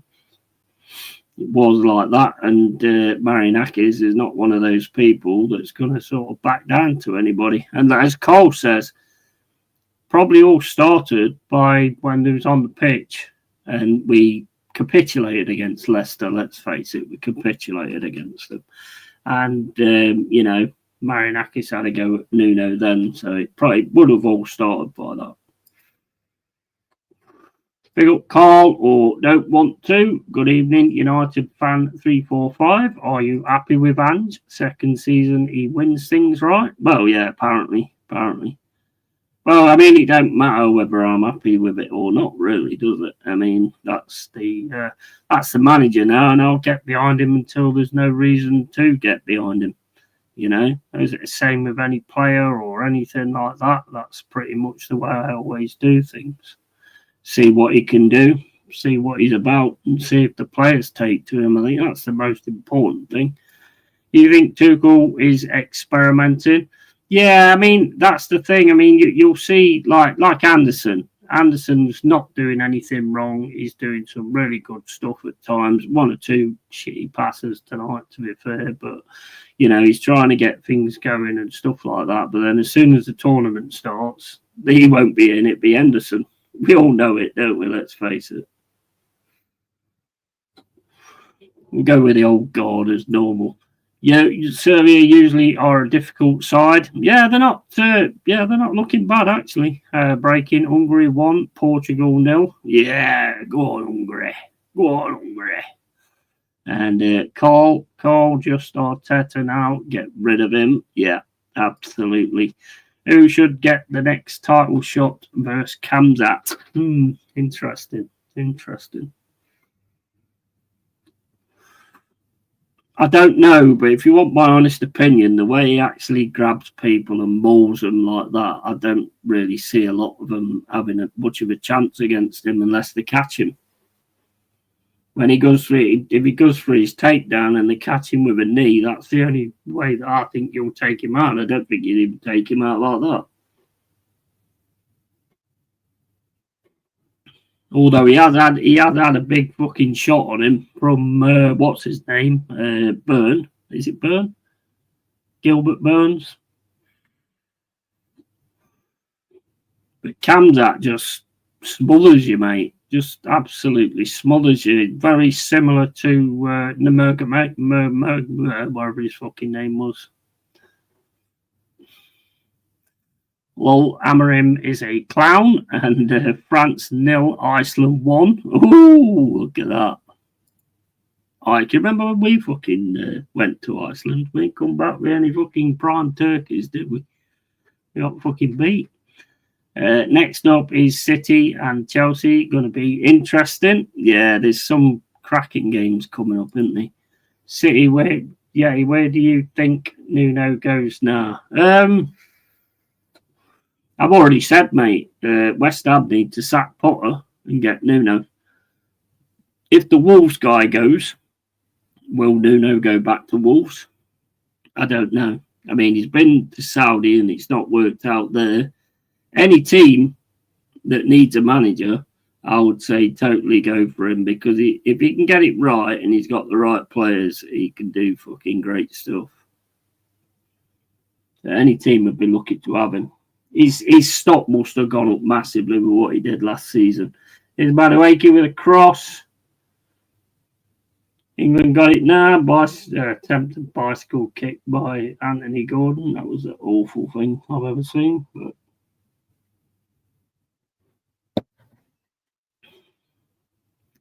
Built DJ Crane, you're right, mate. Carl Rossi should. We all know he just doesn't want a piece of Kamzat. He wants the whole thing. Bro, honestly, you'd hate to fight that guy. He's an absolute monster. Albania 1 and Latvia 0. Go on, Albania. Big up Yeti and the chat. Big up to you, matey. I'm liking Carlos Prates at the minute. He got good Muay Thai, but loves his 8 cigarettes a week. Yeah, but I mean, if you go into the ring and fight like that and you're smoking, then it can't be a bad thing, can it? There's one or two of them back in the day that was really good that smoked cigarettes and had anything they wanted to and all that kind of stuff. You got the metabolism for it and everything, I suppose you're all right. Nice advert of Anacel around the edge of the pitch just then. I didn't see that, mate. What's that? When it's all about. Brentford really should take a look. I think he will wait, though. Yeah. I think anyone he goes to, he will advance them big style.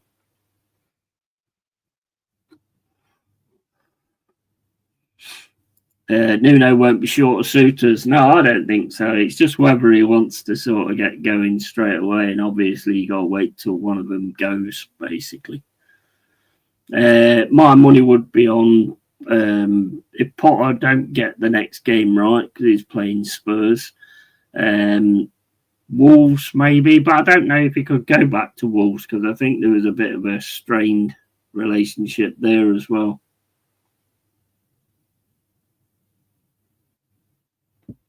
Nuno don't take no shit, and I don't have any issue with that. Never had any issue with that type of manager. Unfortunately, my owner does. I could see Nuno as Arteta's replacement. I mean, that's not a bad shout, to be honest. I know most of them will say, no, he's not good enough for Arsenal or anything like that, but that's not a bad shout. Just depends, doesn't it, what kind of happens in the meantime, and our Arsenal keep doing. I mean, 1 or 2 more losses, and that's title gone, isn't it? Really, the way you look at the way the title is, 1 or 2 more losses, and that could be the title gone. The challenge is done. You know how it works. I mean, Liverpool are winning, not really playing great. There's Madueke, takes a shot. Oh, just past the post. Just past the post from Kane. It's nice by Madueke, though. He makes some decent runs, actually, Madueke. That was a nice run that was from Madueke. He just couldn't get the shot past the Serbian defender, and then Kane manages to get the bobble, and it goes out. It did look like it hit them, but they're not giving it. So, yeah, you can probably get away with cigarettes in your 20s and your 30s. More of a problem. Yeah, well, I mean, it's not for him, though, is it? I mean, there's actually been a few big sports stars that have still smoked, to be honest. I could see Nuno's Amorim's immediate replacement. I mean, didn't George Best drink like fucking God knows what and smoke like God knows what? And look at him. So I think it affects people in different ways. I can always remember when I used to play football and I was smoking as well. You're absolutely knackered, and the first thing you do is go, has anybody got a cigarette? Fucking mad. You can hardly breathe, but you want a cigarette and you stand on the touchline smoking a cigarette. It's crazy. Arsenal won't want to sign Nuno's manager because of his Tottenham failure. Yeah, true. I don't think. I think Arteta's got to do something really bad in order for him to get sacked. To be honest, not get through the Champions League group, or all of a sudden start sinking down the table or something like that. I think that's the only way he'll be gone.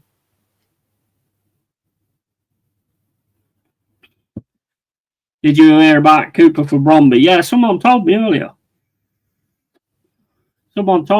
Big up to Cooper, man. I hope that goes all right for him, mate, because he's a good manager. He's going to be one that goes down in history for us because, he got us back in the Premier League and he kept us in there, and Nuno's definitely going to go down in history as well. because of giving us that amazing season last season. It was fucking phenomenal. I personally think it's a big, big mistake, but I don't make these decisions. So, we'll see how it goes. If it works, if it don't work, then obviously it's a big mistake. If it does work, then obviously it was the right choice. It's one of them, innit? Nobody knows how it'll work. Ange might just fit into Forest, easy as you like, and get them playing some nice, like, attacking football and stuff like that. You don't know. We don't know. That's the main thing. I don't know. The ref gave a goal kick from that Kane shot. Lovely turn from Rodgers there. Yeah. 30 minutes and 40 seconds gone. Free kick to England outside the box in the D. England's got the D. That'll be, if they score here, that'll be the headline tomorrow. England get the D. And that's straight into the wall and smashed away. Here's Livramento on the left-hand side. That Livramento looks decent, though, doesn't he? Anthony Gordon, can he get the cross in? Gets the cross in, but that's headed away by Serbia. Madueke's got it, though, on the right-hand side. A lot of pressure on him at the moment, though. And keeps the ball, though. Gets it across to Anderson. Anderson then plays it back to Reece James. Reece James puts a cross in, takes a deflection, and that's going to be a corner. It doesn't matter who the England manager is. The coaching is identical. Slow, sideways, slow. Yeah, I agree. That's what I've always said, mate. I totally agree with you. That's why I don't bother. To be honest, it does me head in. And when you say it goes, it doesn't matter who the England manager is. The coaching is identical. They'll go down Jabroni Drive. And bugger, goal, Tranmere 2, Nottingham Forest under 20, 211s. We're going 100. Oh, right, no. Under 21 1. All right, well, at least you found the fucking game because I can't even find it. 2-1, then that sucks. Oh, there's a goal. There's a goal from Harry Kane. Corner comes in. Harry Kane nods it in. Lovely goal, to be fair. Goalkeeper was getting nowhere near that. Goalkeeper was getting nowhere near that. That's a good goal there from Kaney.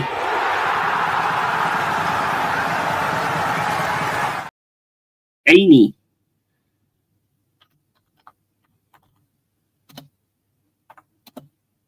Serbia 0, England 1.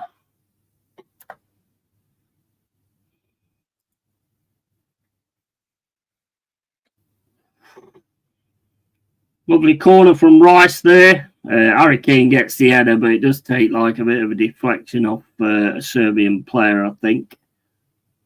Doesn't matter, it's in the net. 1-0. 1-0. And where did I get to on that? Too much irony if we beat Arsenal with him. Yeah, absolutely.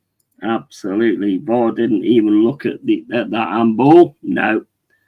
And yet, if Ange gets Forest relegated but he wins, for example, the Europa League or FA Cup, would you keep him? No. No. No, not a chance. No way. No. If he gets us relegated, mate, he needs to go. And if it looks like he's getting us relegated, then he needs to go. You've made your decision, Marianakis, and if your decision is not working, then you need to sort it out. But now I wouldn't have that. Serbia coming down the left-hand side now, but that's the... I think, did he touch that? I don't think he did. Get in there, my son. And Ireland scores again, 3-0 Norway. Nice. That's 5 goals for Harry Kane and Thomas Tuchel's 5 and the big games in charge of England. Harry Kane's probably the only world-class player we've got. I'll stand by that. Harry Kane's probably the only world-class player we've actually got. I think we've got a few that could be like potentially world class, but Harry Kane is the real deal. There's Anderson in the middle. Oh, lovely pass through there to Madueke. Madueke coming down the right hand side into the box, and that's a goal. Lovely finish there from Madueke. Lovely pass through as well from Anderson. Absolutely beautiful goal. 2-0 to England.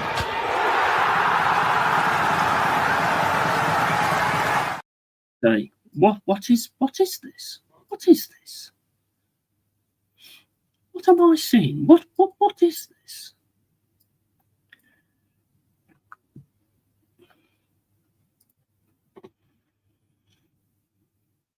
England 2-0 up. That was a lovely assist from Anderson as well. I think it took a bit of a bounce off another player, but lovely finish as well by Madueke. He's definitely getting into his own, isn't he? 2-0 to England.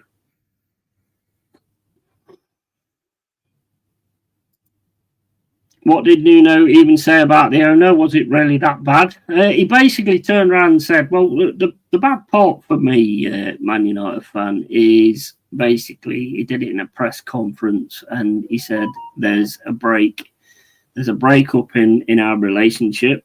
We don't really sort of get on that well and all that kind of stuff. Now, saying it in a press conference was a little bit silly, I thought. You're not going to win that situation. And apparently he fell out with Edu, but I don't know if that's the case. I think it was something to do with Adama Traore. This is just what I've heard. I don't know whether it's true or not, so don't quote me on it.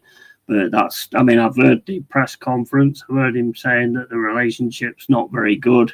And to me, saying that in the press conference and putting it right out there is a little bit silly, I think. Personally, but is it something I would have done? Yeah, of course it is. But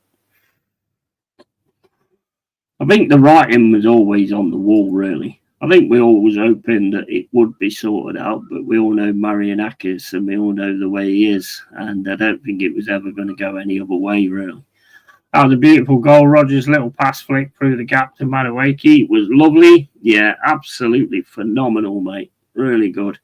And this is the kind of play I want from England, not that shite against Andorra. Yeah, definitely. I have to give my props to Madueke. I think he's been England's best player since Tuchel arrived. He's playing really well tonight, I have to say. I didn't see the game, the other one, to be honest. I only seen the highlights, but he is playing good, to be honest, and it was a good finish as well. Blame Arteta. Yeah. The thing is, we're never going to know because what the fuck was that? What happened there? Somebody throw something at him. What happened there with Konza? Somebody throw something at him. He just stopped and held his face. That was a good fucking throw.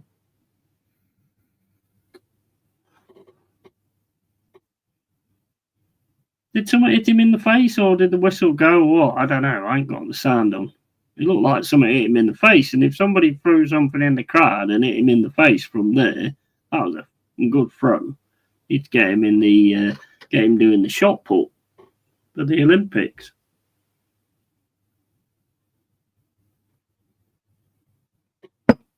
I don't know what happened there, whether it was because the whistle went and he got pissed off or what. I don't know, but it looked like he grabbed his face as if somebody threw something at him. Don't know what happened there. I think Arteta is holding his Arsenal team. That's why I don't think they will win league title this season. Yeah, I agree. I agree, mate. I agree. I've said that many times. He is holding Arsenal back big time. With another manager that's actually a manager, I think Arsenal have got a team now that could definitely challenge for everything. But they've got a manager that holds them back. You're absolutely spot on. Salah's not getting back in the team if Madueke keeps his levels. You mean Saka? I think Saka would still get back in. Saka's his golden boy, so I think if Saka comes back, he'll get back in. Wouldn't it be funny if Arteta gets sacked and goes to Forest after Ange and Nuno goes to Arsenal? No, it won't be funny, mate. It won't be funny at all because that'll be the biggest fucking blow up I ever do on YouTube, and it will be just insane, and I'll get cancelled, and I'll be on Rumble with the great Michael Chelsea. I'll be on Rumble with the great Michael Chelsea, and I'll be doing my stuff on there after I get banned, after I do a hell of a lot of fucking expletives and go into a hell of a lot of shit. It will for certain get me banned. Breaking Hungary 1 versus Portugal 1. Yeah, Portugal are a decent side though, aren't they? There's always going to come back in that, I suppose. Ireland hat-trick 4-0. Norway, no. And who's Norway playing? Arteta is not good enough? Nope, he's not. You're right, Daniel Knights. Wouldn't it be funny if Abraham gets sacked and goes to Forest after Ange and Nuno goes abroad? Is this what we're doing now, is it? Is this what we're doing? We're saying that everybody's managers get sacked and come to Forest. Is this like the new thing that we're doing? Evening, AFCNL, mate. How you doing, bro? Big up to your call, mate. Catch you later, brother. Always, man. Always love, matey. Have a good one, mate. And do you want to know how I found your channel? No. Was it on Pornhub?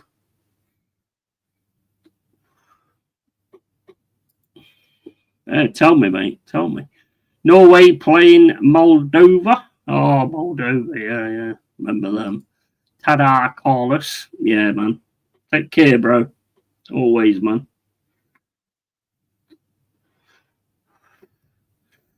And there's Serbia coming forward now. Man, what are you doing? You should have got closer to that then. That was poor defending, that was, from Konza.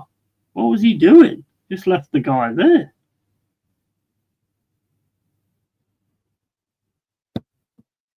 Got it back, but that was fucking poor. Just get it. Let that fucking guy, Serbian guy, have it in the middle of the fucking box then.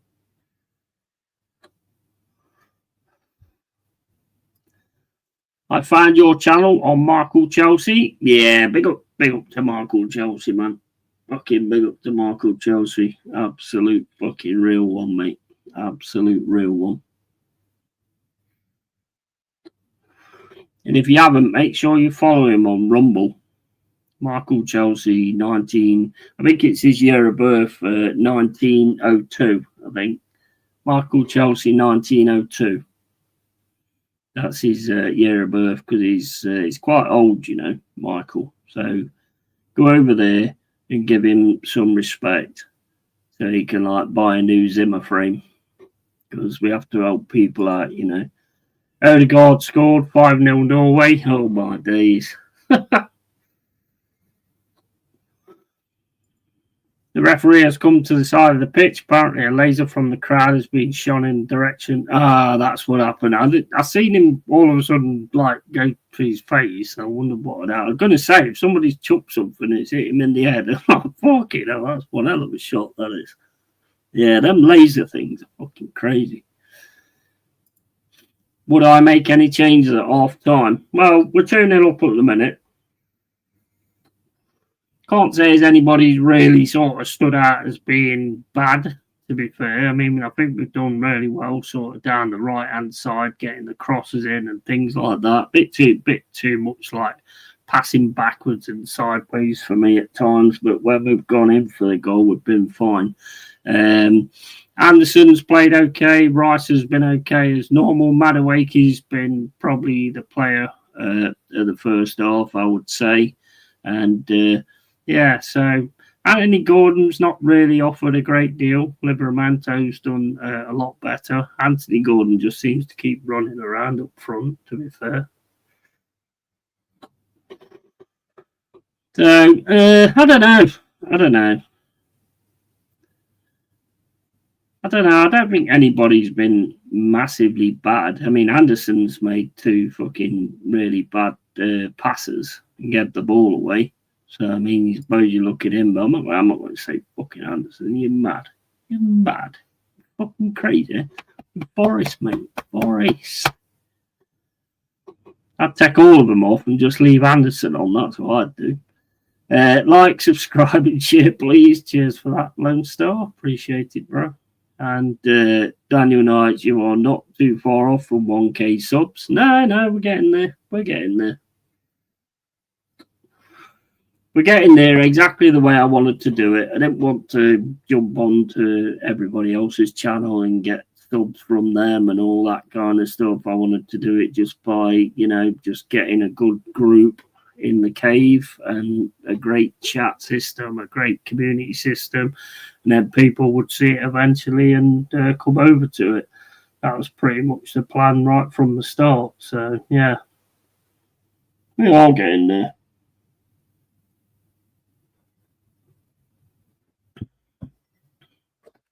And I always tell it real as well. Never been any different, never will be any different.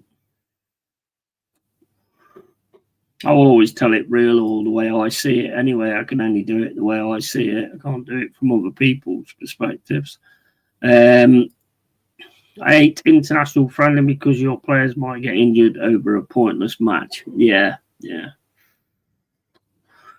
Well, this ain't a friendly, is it? This is a qualifying. This is a World Cup qualifier.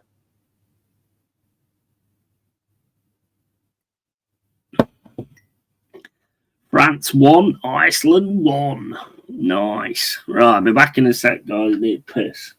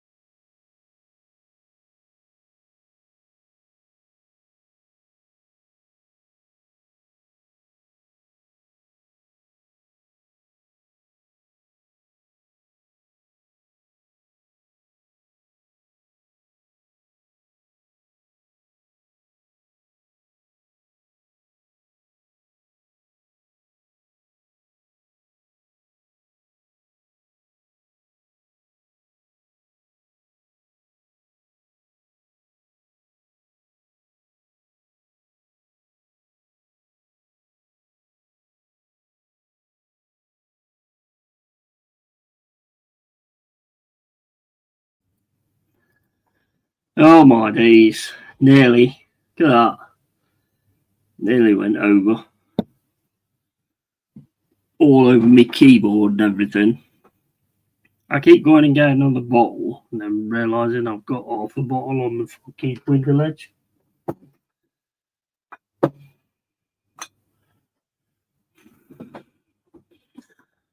mean, what's your guys' thoughts on Arsenal Forest on Saturday?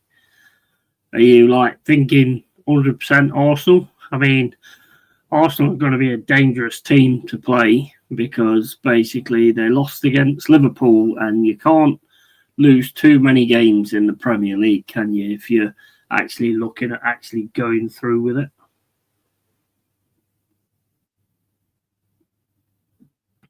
So I expect you to come out proper, to be honest. I think we've got, personally, the only way I see us getting a result is basically sitting back, giving you the low block, which you don't like, which I don't think Postecoglou's going to do. That might work in your favour. I mean, Postecoglou's not really known for a low block, is he? So that might work in your favour, but I would say that's pretty much how we need to do it. Low block, counter attacks, try and get you like that. That's how I think we should do it. And hey, yeah, he says, Bargav, are they worried about snipers with the lasers? I don't know, but mate, them lasers are fucking terrible. They get you in the eye or whatever. You know, they're fucking terrible, them lasers are.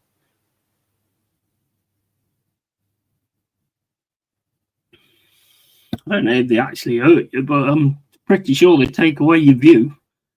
2-1 either way, says AFC NL. Yeah, interesting.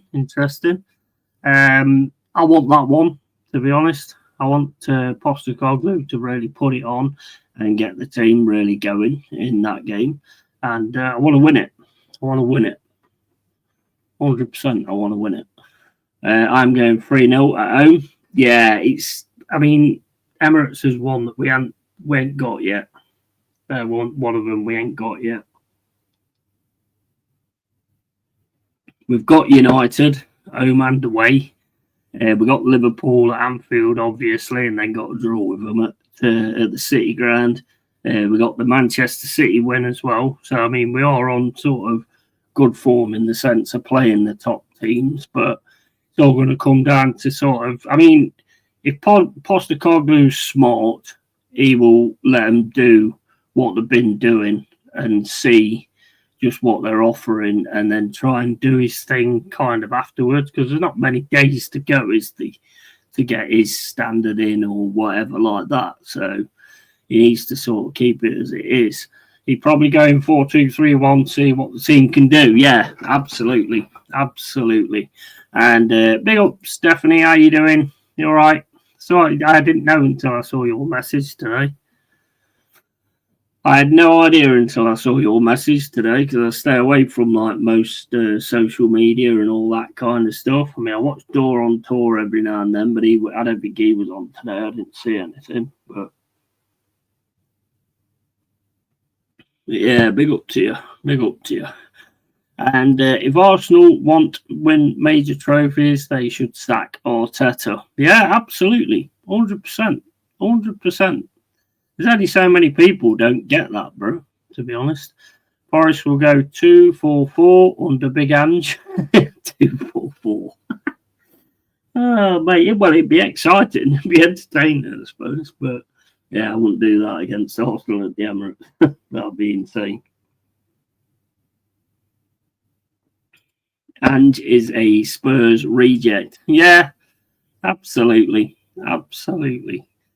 It's going to be, look, I can sit here and go, oh, yeah, Andrew's going to get them buzzing and he's going to do this and he's going to do that. But that would just be bullshit, because I don't know what he's going to do. You know, up until we actually start playing, I mean, for me, he's got to go in and keep the team the way that the team is, to see who he wants to use and all that kind of stuff. He can't implement his stuff now. You know, what, we're on Tuesday? Got 3 days to implement his stuff. He can't do that. That's just going to fuck things up big style. So he's got to go with the same thing. I think he'll probably go counter-attack, to be honest. I think that's what he'll look to do, counter-attack, because it wouldn't make no sense to try and change it now.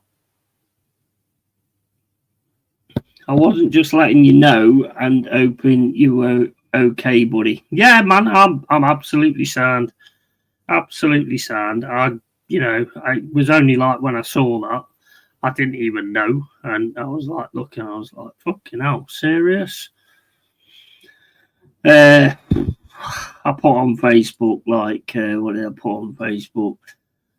Basically said on Facebook that so Nuno removed, wow, just wow.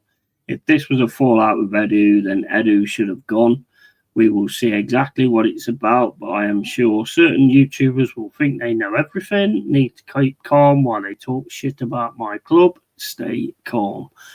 And then I went on somebody else's, on one of the other Forest fans things, and I just said, look, at the end of the day, we don't support managers and we don't support owners. We support Forest, and that's what matters. And they ain't going nowhere. So at the end of the day, if Ange Postecoglou is our manager, then we'll get back behind Ange Postecoglou.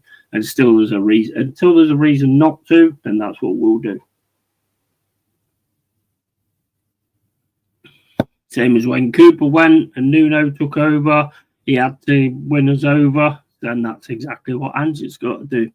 We don't really know that much about Ange when it comes to Ange. And I mean, we know about him from when he was at Celtic. And he weren't bad, to be fair. I watched a few of the games with him. But, you know, he was decent there. And at Spurs, he didn't really get backed, did he? So, I mean, one thing he will get from us is he will get backed. So, you know, we'll have to wait and see. Yeah, it's going to be down to him, isn't it? Basically, eye line, inverted fullbacks, rock and roll. Yeah. Eddie was dog shit. He was dog shit for us and will be dog shit for you, mate. Yeah, you're right. Well, I mean, he's already caused an issue, hasn't he, with the looks of it. If Ange survives the second season, at least it means Forest win a trophy. Yeah, that's it, yeah. Yeah, as long as he survives one season, we know we're winning something. Yeah, it's one of them for me. The thing is, I mean, the one thing I think Ange's got with us, which he's never had with Spurs, he'd have it now because of the team they've got now. But the one thing he's got with us that he didn't have with Spurs is he's got a team that with grit and a team that will actually defend the goals we score. That's pretty much the way that I would look at it. There's a team there that's got grit, and it's been shown many, many times that there is grit in our squad and our team. So he has actually got that. So if he does go like the attack type of thing, you know, there's got to be a point where he sort of backs that off, you know, and then it shows the grit. Who knows? I don't know, guys. I mean, you're asking me something that I have no idea what he's going to do, but I would hope he would look at the squad and see this is what I need to do. Goal! Forest under 21's equaliser. 2-2, 89 minutes. Come on, Reds. Come on, Reds. I really wanted to watch that, to be honest. I really wanted to watch that. I watched the women's game against Newcastle on Sunday. Well, it was really good. It was really good. We lost 2-1, but he's actually really decent football. It's quite good, actually. I quite enjoyed that, to be honest. I think we've got a decent side there. But Newcastle are one of the teams in the WSL who's like going to be there or thereabouts, and they went 2-0 up, and then we managed to get it 2-1. And, and we lost, obviously, but I thought we did all right, actually. Quite enjoyed watching that, to be honest. Plus, Ange gets to manage MJW, unlucky Frank. Yeah, true. Yeah. My biggest worry is it's not what Ange does, it's how the players are going to react to Nuno being sacked. That's my biggest worry, of how they're going to react to Nuno being sacked. Ange, the manager, he's got to come in and he's got to manage the players and he's got to get the best out of the players. But it's how the players actually feel about Nuno being sacked. And if you saw that game against West Ham, a lot of them just didn't seem right. You know, whether they knew about it or what, I don't know. That's the biggest worry I've got. That what's been built is just going to go to shit based on the fact that Nuno's gone. But Ange does know what he's doing. He does know what he's doing. I mean, yes, he's pretty much more for Celtic than anything else, but he's got a bit of fucking what do you call it? Fucking what do you call it when you keep doing something? He's got a bit of experience. He's got a bit of experience in the Premier League now. So we'll see how we go. And he won the Europa. He was probably ready to get things going again and get things started again. Then he got sacked. So, we'll have to see. I'm definitely going to watch an Arsenal ladies match at the Emirates this season. You know what? They're pretty good, actually. They are pretty good. I mean, I don't know about Arsenal, but they are pretty good. Don't have many fans, but I mean, the fans make a hell of a lot of noise. I mean, look, if you're wearing a Forest shirt, I don't give a shit. If you're wearing a Forest shirt, you get my support. End of story. Where do you think Nuno will end up staying PL? It depends. If things keep going downhill for West Ham, then I think he could end up West Ham manager. Or if Glasner decides to leave, which I don't think he will now. Not now Gay's come back. But, I think West Ham, if I'm West Ham, I'm getting rid of Potter and I'm signing Nuno up right now. 100%. 100%. I mean, Nuno, I think, has proved himself that well this season, and I think he could probably get a top job in this league. But it's who goes and who stays, isn't it? Really. But he is a good manager. Anybody has him, would be lucky to have him. He'd do a good job at Arsenal, to be fair. He'd do a good job at Arsenal. Abroad, do you reckon he'll go abroad? Because he was at Saudi, wasn't he? Because I think we got him back from Saudi. And it didn't work out for Saudi. But yeah, you might be right. He might end up going abroad. But he'll always have love from me anyway. And same with Cooper. What they've done for us has been absolutely immense. And that'll never be forgotten, ever will be forgotten. But I don't think a lot of Forest fans are happy about it. I'm not happy about it. I think it just causes too much upheaval. And it's not like it's a footballing decision. It's actually a decision that's made over annoying somebody, And I think sometimes, like Roy Keane and Ferguson didn't get on, but Ferguson still put Roy Keane on the pitch. Sometimes you have to just sort of look at it and go, right, yeah, we don't get on, we won't bother talking anymore, but keep doing what you're doing on the pitch. I don't think it helped him by losing 3-0 to West Ham, to be honest.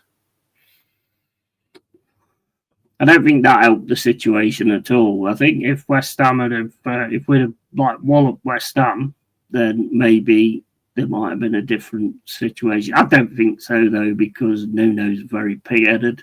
So I think he was always going to... Marianakis is very pig-headed and he wants it his way and nobody else's. So, I don't think it was ever going to have a good finish.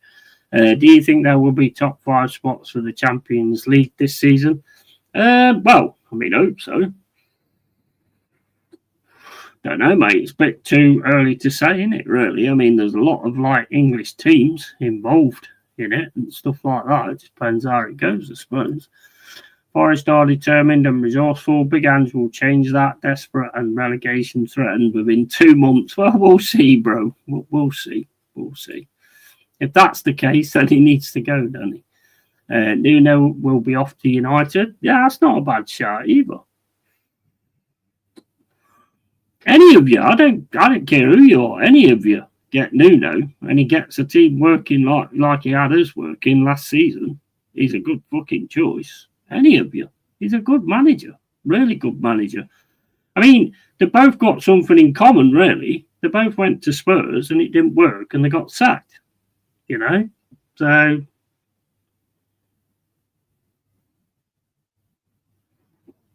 Owners always win over managers, always have done. Yeah, 100%. 100%. And Stephanie, you can't argue the fact that him coming out and doing that in a press conference and pointing it right out there, just put a big cloud over the City ground and Forest and everything at a time when everything was supposed to be great. We were back in Europe, we'd had a great season, we was moving on, we was doing good things. And put a big cloud over us. I mean, and that situation and that conversation should have been had in the office. It shouldn't have been had. I mean, obviously, like Cole says, the situation where they're on the pitch and they're pushing each other around and stuff, that's obviously not help the situation either. You know, what happened if Ange played the highlight, what he does at Spurs? Yeah, well, we don't. I mean, look, if it works and you keep getting loads of goals and then you can sit back and grit it out, then yeah, I'm all good with that. It's all on if it works, mate. It's not what he does. It's just all on if it works. And he's got to have players that's capable of having the grit to make sure they do the other part as well. And that's one thing I think we've got. That's one thing I think we've got over Spurs. I've said for ages, Spurs don't have any grit. I think now they've got Thomas Frank, they've got a lot more grit than what they used to have, you know. And we have got grit. So it might actually work for him in that respect. We shall see, my friend. We shall see. Arteta pissing himself, laughing that opposing fans complain about him, not their own clubs. Yeah. And 4 goals for Ireland, 6-0 against for Norway. Nice. Nice.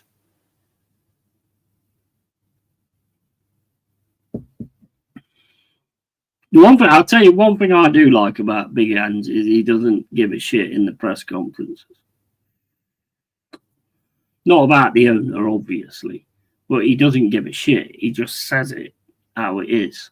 And I do like managers like that, to be honest, but he's got to make sure he does it, make sure the team does it on the pitch, to be honest, because we have got a good side at the moment. We've got some really good attacking players as well. We've got grit in the midfield. So, and it's down to the players. If the players like play for him, then we might do really well. The players for Spurs, I don't think really played for him that well, to be honest, but we'll wait and see. I think Ruben Amorim will get sacked at Manchester United.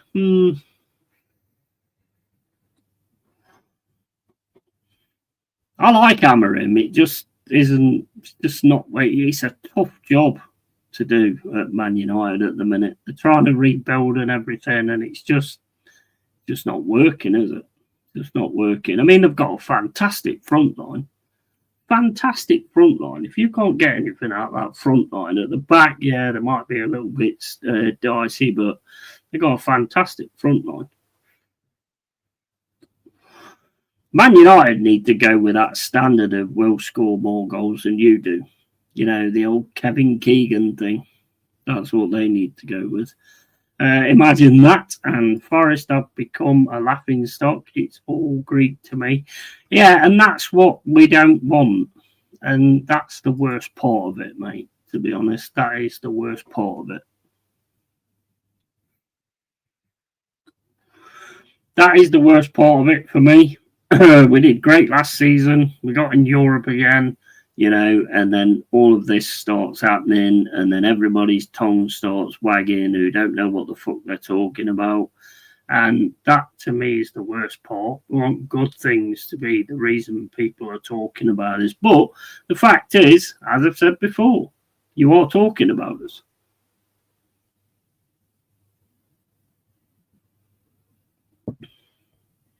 If we was a nothing team and offered no threat, you wouldn't be talking about us, would you? Same as United. I mean, you know, you're scared of them getting it back together and getting themselves back to what they used to be. And that's why you talk about them a lot.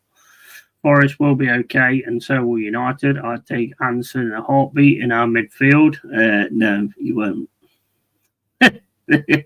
No, he's my favourite at the minute, to be honest. Well, he's been my favourite for a while. He's an absolute class player.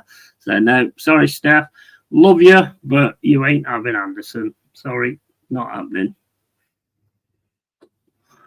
Not happening, I'm afraid. Not happening. As a fan of coaches, I hate the fact it wasn't football. It was a personal decision. That's what angers me a little bit. I mean, I don't know what else has gone on in the background. You know, none of us do. So the only people that know that is Nuno, Edu, and Marianakis. And I can pretty much imagine Nuno's very much similar to me, apart from I ain't done great things with football teams. But, you know, Nuno's very similar to me in that respect. And I would imagine he'd go into that meeting and he would be already like on the defensive. And he'd probably be like, well, it's not me, it's him. And, you know, and this, that, and the other. He did this and he did that. And, yeah, I don't know. 3-0 to England, 52 minutes and 8 seconds gone. That was a bit of a mash up there, but they managed to get it in the goal eventually.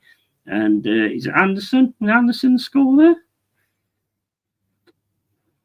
Don't know. I was chatting to you guys. I didn't really see that one. Let's have a look. Right, Livramento takes a shot, lovely shot as well. No, it's not Anderson. It's I don't know who that is. Konza, is it?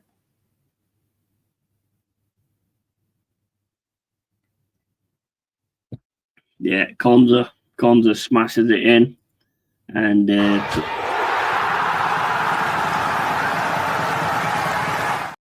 look, I can't give you all the answers. You know, TJ knows all the answers apparently, but I don't. So it's like, you know, I don't know what's going to happen. It could be an absolute fucking shambles. It could be terrible, or it could actually work out the opposite way, and it could work out fine. Look at when Cooper went, and everybody was saying the same thing. Oh no, you shouldn't have got rid of Cooper. That's a bad one. You know, this, that, and the other. Look how that turned out. So we don't actually know how it's going to turn out. We only have our own opinions. Full time 2-2 Tranmere Forest under 21's penalty shootout for extra point. Nice. Let me know how that goes. Konza, and I've got all the answers, but you think you have, but you haven't. But nobody's got any answers on the future. Nobody knows exactly what's going to happen. I mean, I know you keep saying that Arsenal's going to win the league and all this, that, and the other, but that's just a wild guess, isn't it? I mean, you have got a team to win the league, but at the same point, I think Man United's got a front line that could easily go on and do good things.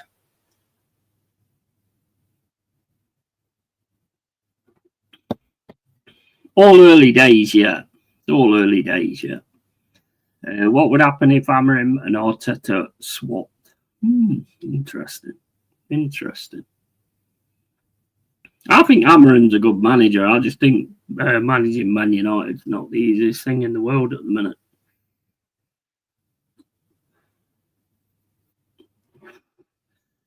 They strengthened in good areas, but they didn't strengthen in the right areas. They needed to strengthen like in midfield and in defence for me. You know, yes, they needed the strikers, and they was losing goals and stuff, and they weren't able to score goals, so they've done it right in that respect. Amorim to Arsenal, I'd throw myself off a skyscraper. What, do you think Amorim's worse than Arteta?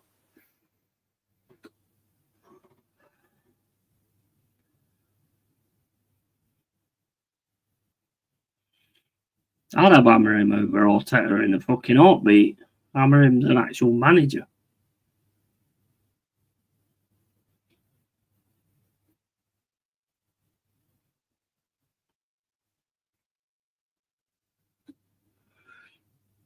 Arteta is still a chancer. You've got to take into account, right, Lone Star, that you did the Timber thing, where Timber was obviously done. He was finished. Everybody knew that. And he was brought back out, and then he got injured. Yeah, that's fair enough. Okay, fair enough. That happens. But the thing is, when you don't learn from that, that's where you start sitting up and taking notice. And he didn't learn from it. And Saliba had a knock or whatever. Something happened to him in the warm-up and everything. What does he do? Still puts him out there. So he's not learning, is he? He's not learning. I mean, he's supposed to be this great coach, but he's not learning from anything. He's still making the same mistakes, mate. Selzy 1, Crawley down 1. Nice. And Big Ange will be just who you are, mate.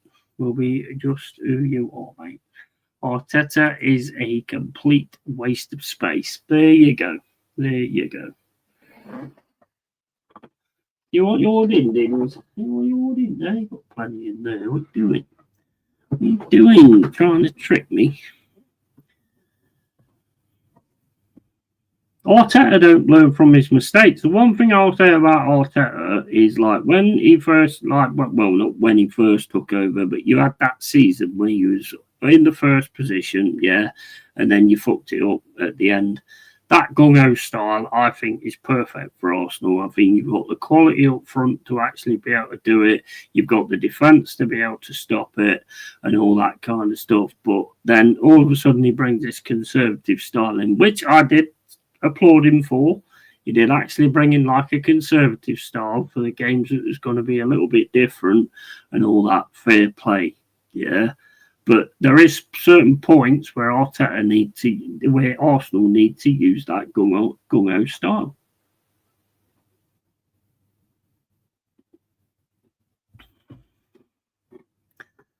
Arteta is beautiful. You see that says all I need to know. To be honest, you're a bit odd. You're a bit odd. What's it matter if your manager's beautiful or good looking or whatever? That's just a little bit odd to me. It should be about what he does for your team and where you get with your team, not what he looks like. That's bloody bizarre. It's not a dating website.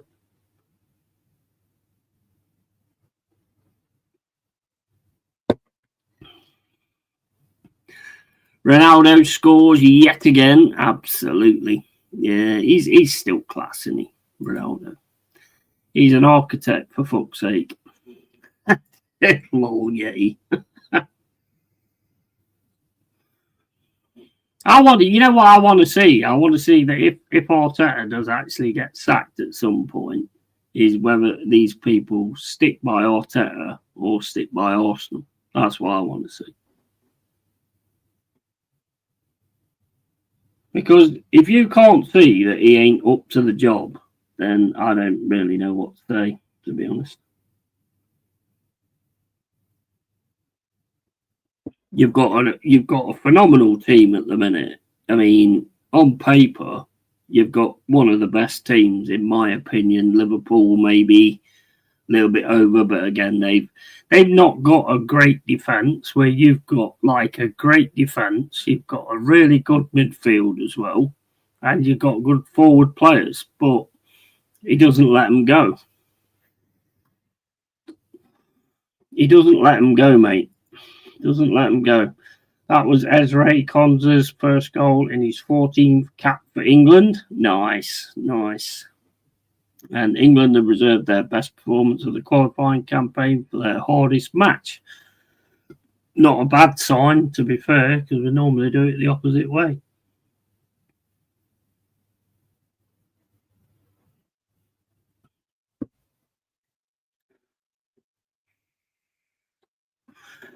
With a good manager, Arsenal see trophies. I'm 100% positive on that. With the players you've got right now, with a good manager, Arsenal will see trophies and they will see wins.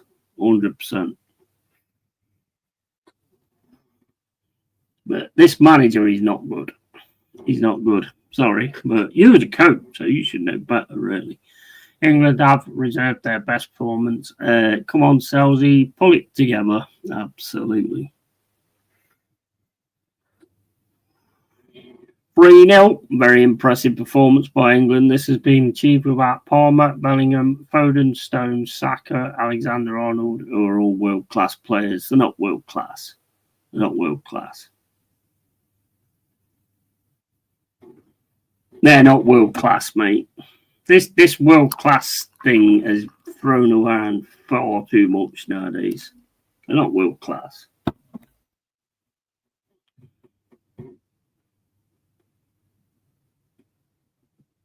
I see world-class potential there with Palmer, maybe Bellingham, Foden, maybe. Not Alexander-Arnold, not Saka. Well, Saka's potential, definitely. Stones, maybe. Hopefully they all fuck off, but they won't. They will go onto the next manager's back. Yeah. course they are. They're not world class. They're not world class. You're mad. Mate, too many players get called world class. There's only one world class player in the England setup, and that's fucking Harry Kane. That's it. They're not world class. Some of them have potential. They have potential, but they're not world class. That world class name gets given away so easy nowadays. Rice has definitely got potential to be world class, 100%. He has been showing it big time since he joined Arsenal. He's definitely got that about him. And he nearly scored then. They're not world class players.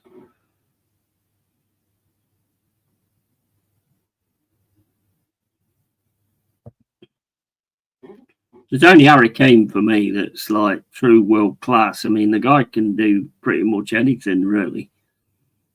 I've seen him sit in defence. I've seen him stay out, stay deep. I've seen him fucking play great fucking through balls and got great vision and all that. Like, he's an awesome finisher. He's world class, but the others ain't. Denial isn't just a river in Egypt. No, but you're just wrong, bro. They're not world class. I don't know what you're talking about. Honestly, they are not world class. I think we've been cheated by a lot of players nowadays. They're definitely not world class. Look, I'd be upset. It's got nothing to do with the Forest news, bro. It's just fucking, it's facts, bro. They're not world class.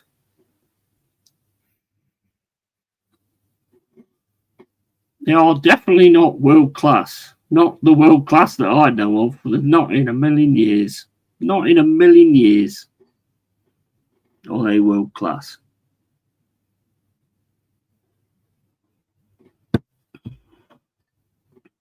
They're good players. Don't get me wrong. They are good players. They are really good players, but they're not world class. Not in any way, shape, or form are they world class.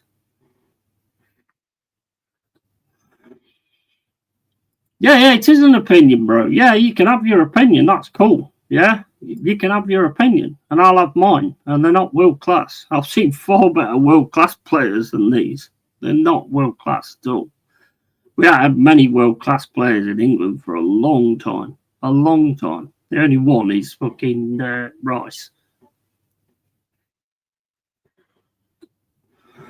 Which is really sad with the state that we're in nowadays, because there isn't no world class players.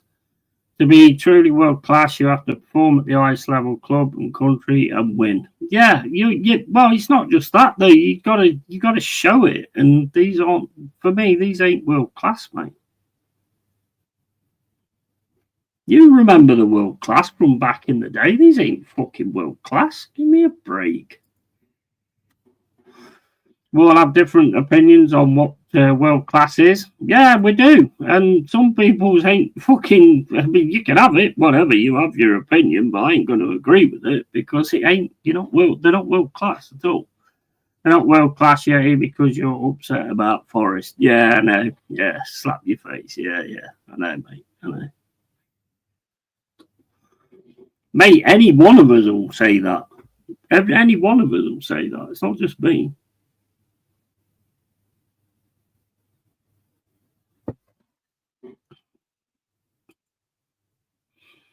Just teasing him, Carlos. Grow up. Don't tell Cole to grow up, bro. Don't tell Cole to grow up.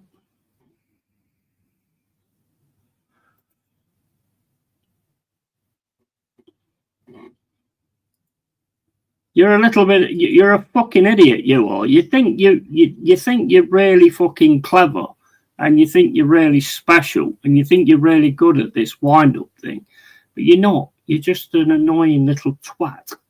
And if you're gonna be an annoying little twat, yeah, then I'm gonna deal with you the way I always deal with annoying little twats. And I'm going to fucking lose you because you think you can have an opinion, but nobody else can have an opinion. And I'm afraid that gets you, get the fuck out of here.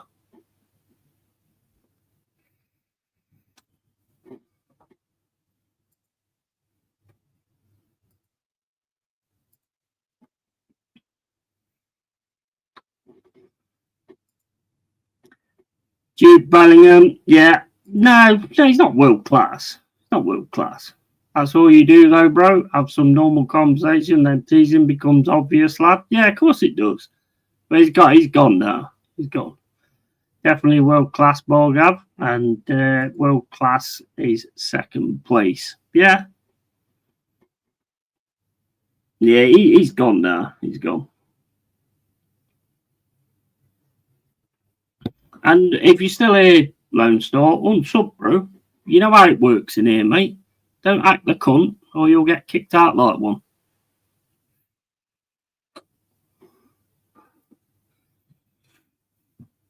I'm all right with anybody's opinion and stuff like that, but that's just deluded. Hide behind, oh, but it's just an opinion. It's just an opinion. You clearly made it clear that you was trying to wind up being an idiot, you know.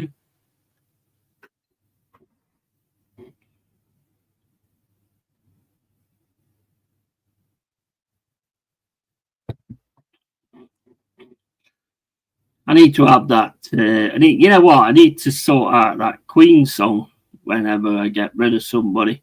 Another one bites the dust.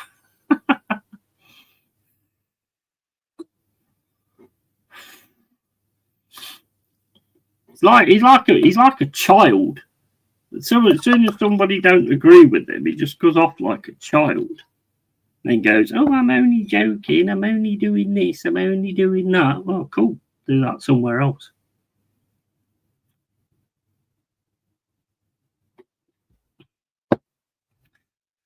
World class is second place. Yeah, big up. And says it's just opinion, but when you voice yours, it's because you're upset about Forest. He's a beta. Always has been. Same with Arsenal opinions. Pure nonsense. He has always been a beta, but he's not really that good at it, is he? I won't suffer fools. I've said that from the start. I don't care if they unsub or what. I couldn't give a fuck. I won't suffer fools.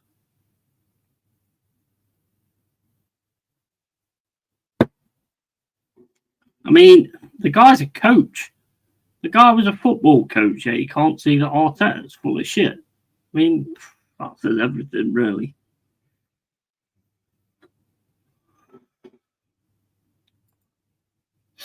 Yeah, like Tony Nero says, world class has gotten watered down over the years as the younger generations and there everyone deserves a trophy attitude has become more prevalent. Yeah, absolutely, 100%. And he's not a young guy, apparently. He's like fucking, I can't remember how old he said it was, 50 odd or something like that. I can't remember. And acts like that. Fucking hell, bro. Get a life. Don't test me, mate. You won't win that. E is I, yeah. Absolutely. Tranmere 198 on penalties. They're bastards. They're bastards. Oh, no. Well, now I know that I'm more angry, so don't have a go at me now, guys. Because I'll use that for the reason I'm telling you that, yeah, you're wrong. I mean, I'm not saying you're wrong. I'm just saying, for me, no, they're not world class at all. None of those players are world class.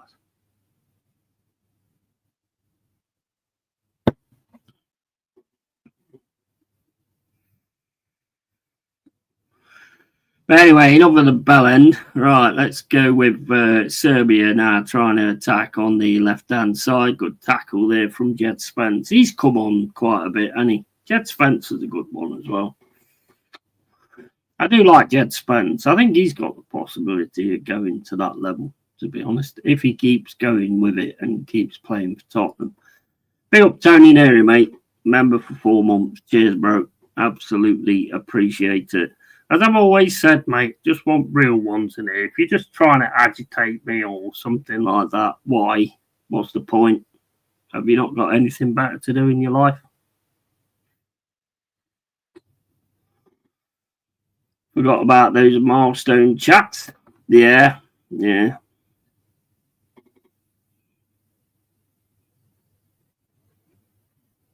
Oh, there's a red card there for the Serbinator. Serbinator's got sent off. Serbinator's got sent off. He's one of them people that thinks because you don't agree with him, you're getting angry and you're getting annoyed and, you know, all that kind of thing. And it's like, well, no, I don't want really getting angry or getting annoyed. It's the way you deal with yourself afterwards. It's all right you saying that you can have an opinion, then you've, you know, arguing with mine. If we can both have an opinion, we can both have an opinion. Bizarre.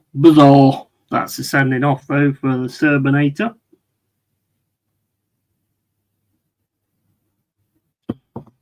%, and all right, France down to 10 men. You know.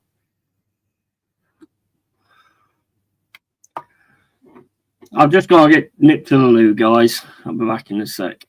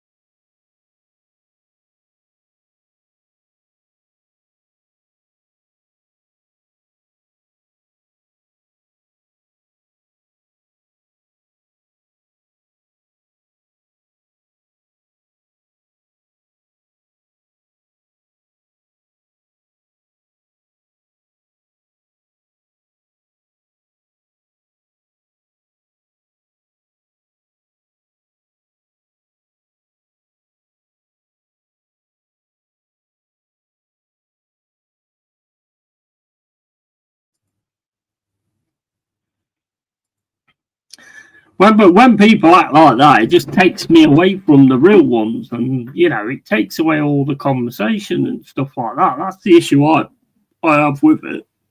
It just takes away from everybody else. 100%, and all right, France down to 10. France without a government now 2. Oh, is he gone? Is he?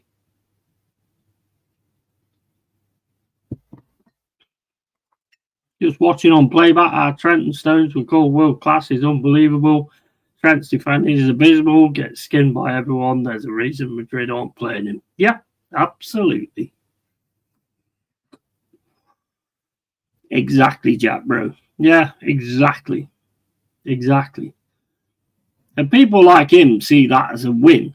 That's not a win at all. I've got other people to talk to and other people that's putting comments and stuff like that. I don't want to sort of get embroiled in a stupidness that's never going to get any end whatsoever, because you ain't going to agree with me and I ain't going to agree with you, and you're going to say, oh, well, you've just had the Forest news, so you're upset. Fuck all to do with that. Forest news is the Forest news.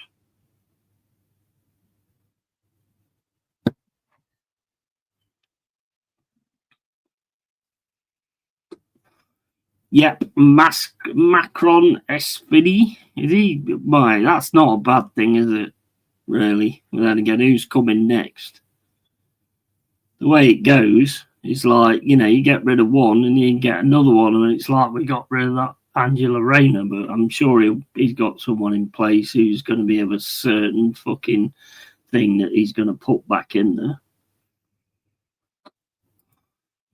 I believe that if you subscribe to a page, you are then invited into the host's house, so it's important to be respectful, even if you disagree. Absolutely. Absolutely. There's just there's no need for like turning around and saying, oh, well, you're just upset because, I mean, I'm not saying they're not world class because of Forest have sacked Nuno. It's got nothing to do with it. I'm saying they're not world class because they're not world class.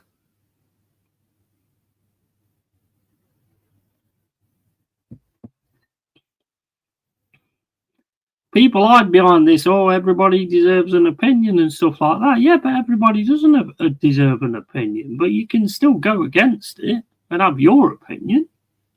Or is it only you that can have an opinion? Is that the way it works? I was just in France. I'm taking the credit. Absolutely, mate. Yeah, absolutely. SNL absolutely brilliantly said. Yeah, it's just, I don't understand this thing where people say shit like that. I echo that sentiment towards customers going into pub shops. Yeah, yeah. Big up, Dal. How you doing, matey? Cheers for the $5, man. Appreciate it, bro. And Fat Hands, all eyeline incoming. He better not do that, bro. He better not do that. But big up to you, Dal. Hope you're well, matey.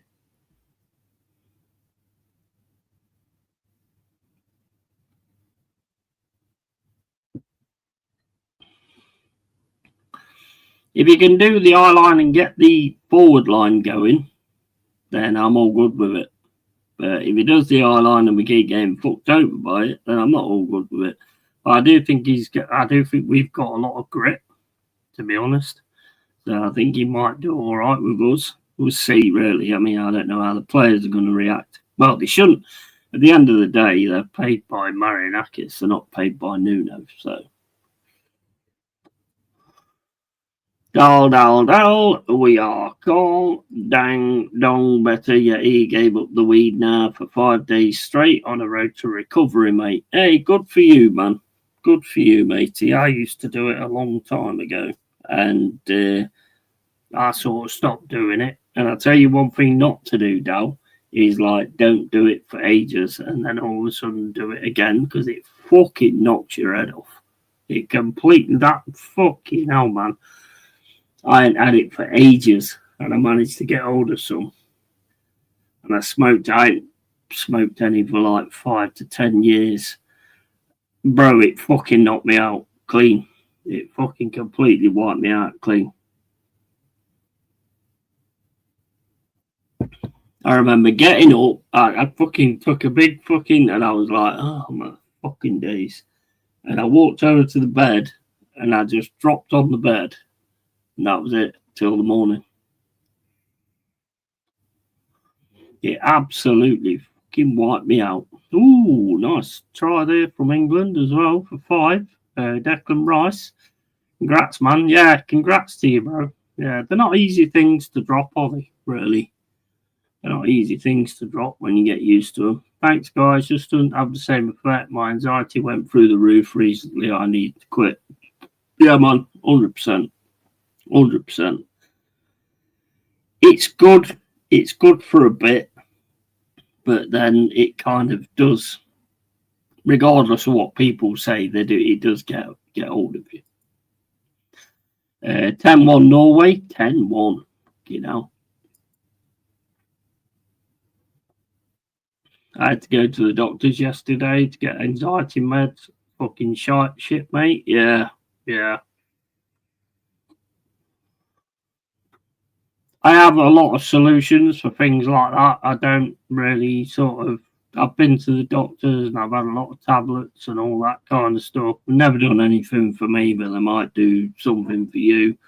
But I even got off them eventually. I just started meditating and shit like that. Meditation is fantastic. 5 goals for Haaland. Dallas quit weed before Arsenal have won a title. We are cooked. 5 goals for Haaland.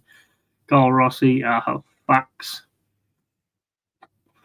And Dal, and so true. Yeah, mate, it's like, I mean, I was doing like, speed was the one that really started to get hold of me. I love speed. Speed was absolutely amazing. But I had to knock that on the head as well.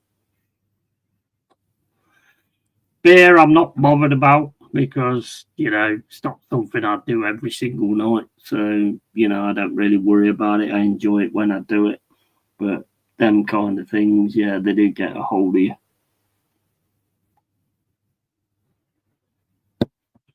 Big up to you, man, for dropping that, mate.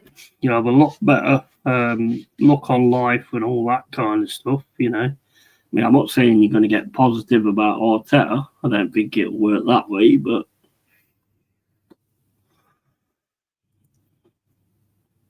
I'm glad you recovered, Yeti, mate. I appreciate your support. Yeah, anytime, bro. If you want to have a chat or whatever, we'll do like a private stream or whatever and have a chat about certain little different things. I've been through a lot of shit, bro. I've been through the anxiety thing. I've been through, you know, the depressions and all that kind of stuff. And I was like getting pills and tablets from the doctors. They didn't really help me a lot, to be honest. It was basically down to the fact of, which is fucking crazy, it was down to the fact of just thinking positive. And loads of people used to say that to me. All you got to do is just think positive. Any thoughts that you have, if they're negative, get them out of your head and think on the positive side and all this, that, and the other. And I was like, yeah, that's not going to fucking work, is it? And it fucking did. And also the meditation. Meditation was phenomenal. The meditation was phenomenal. I still do it now. I've got to the point now where I can do it to like metal music and all that kind of stuff. You know, instead of having the actual meditation music, and I can actually do it to metal as well and stuff like that. So, yeah. My best tip, although it is bro science for anxiety, work out, lift weights as much as possible. Sounds simple, but it works for me at least. Yeah, because you're building like it's endorphins in it in your brain and everything. So you're not anything that takes your mind off what's giving you the negativity will be good for you. Anything that takes your mind off the negativity, like fucking playing a game or something like that. Anything like that is fucking amazing for you. Going for a run or anything like that. That's how you break the cycle, mate. That's how you break the cycle. He's always been like that. He's an argumentative shit, that guy. Even in all his chats, he's argumentative. He's a tit. Yeah, he thinks he's some kind of like agitator and all that kind of stuff. I didn't really see it as agitation. I saw it more as you're an idiot, to be honest. You're stupid. I mean, try and agitate, fair enough, but don't be stupid with it, because that don't give you a good light, does it? Hungary 2, Portugal 2. Oh, that sounds like a good game. And exactly, Carl, staying busy and getting my health back to normal. 100%, Dal. 100%. Yeah, likewise, Dal, anytime, bro. You know what? Another thing I will say to you as well, my granddad used to say this to me. Anything is okay in moderation. It's when it stops being moderation and becomes part of your life that you're always doing it, that's when you need to sort of stand back and go, wait a minute, this is taking over my shit. You know, that's what I've done with a beer. You know, I'm having one tonight, obviously, but I don't drink every single night. So it's like, you know, you have to do it sort of in moderation and do it when you enjoy it. And it's good. But other than that, yeah, don't do that, bro. And Fact Yeti, and who's a tit? It was Lone Star Londoner being an absolute dickhead, saying all these players were world class. And he had an opinion, but, you know, he decided his opinion. He hides behind this, oh, it's my opinion, you can't argue against it. Yes, you can argue against an opinion. It's an opinion, yes, but you can't argue against it. Endorphins equals happiness, relief, strength, endurance, confidence, both beat the shit out of anxiety. 100%. 100%. Same for me, mate. Last 2 weeks, I've gone to the gym once a week just to get out, and it's made me feel really good in myself. Yeah. I mean, I took up, I also took up like a lot of like martial arts and all that kind of stuff as well. That's amazing. That is absolutely amazing, because your mind gets tracked to that, and you're obviously getting thrown over all the time and fucking smacked in the face and shit. And to be honest, you don't think about anxiety when you get smacked in the face. It don't work that way. when you're smacking someone else in the face. I mean, that does great for anxiety because it's like, yeah, now you feel shit, not me. No, that's not the way it works. But Hungary 2, Portugal 3, fucking hell, that sounds like a right game. Oh, yeah, he's a funny one. Yeah, he thinks he's an agitator. He's not an agitator. He's just the things like, as soon as he didn't have nothing to say, it was like, oh, I know you're disappointed with the Forest news, but don't take it out on me. What are you talking about? Forest news has nothing to do with me. I might be a Forest fan, but it's got nothing to do with me. It's not going to change with me being upset or whatever, is it? His opinion was an opinion. Yeah, he was out of anger. Johnny double standard. Yeah, it was. Yeah, it was. It was proper woke fucking mentality, you know. I can say what I want, but you can't.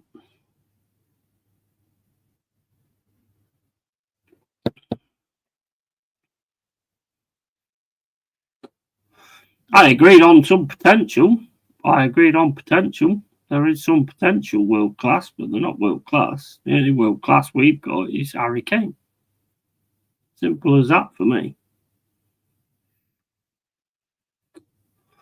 Saka's not world class, not in a million years. A bit oversharing here, but as a teen, I was wild on a bad track, etc., etc. Channel that energy towards judo, rugby, working out, plus an angel of a future wife, fixed old Cole. Yeah, absolutely, 100%, 100%. The thing is, you've got to find yourself. You've got to find yourself again. You've got to find yourself before when you was doing that, and it's not easy. It is not easy. It's not easy in a million years. Like I've said a few times, I'm surprised I'm even on a camera doing these watch alongs and doing this channel and all that kind of stuff where I was like, 10, 15, 20 years ago. I'm surprised I'm even doing that. But, it's just, you've got to pull through it. And as hard as it sounds, you've just got to do it.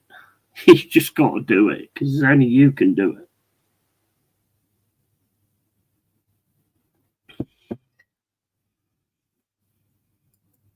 I did it. I got through it. I hear that, mate. My wives have a funny way of helping us fix ourselves. Yeah, your wives and that are a major factor. I mean, my family's been like a major factor as well in what I've gone through and stuff like that. And it's just the thing is, I think what we don't a lot of people don't understand is we've got big brains, and there's always going to be a point where there's going to be a situation where we can't handle shit.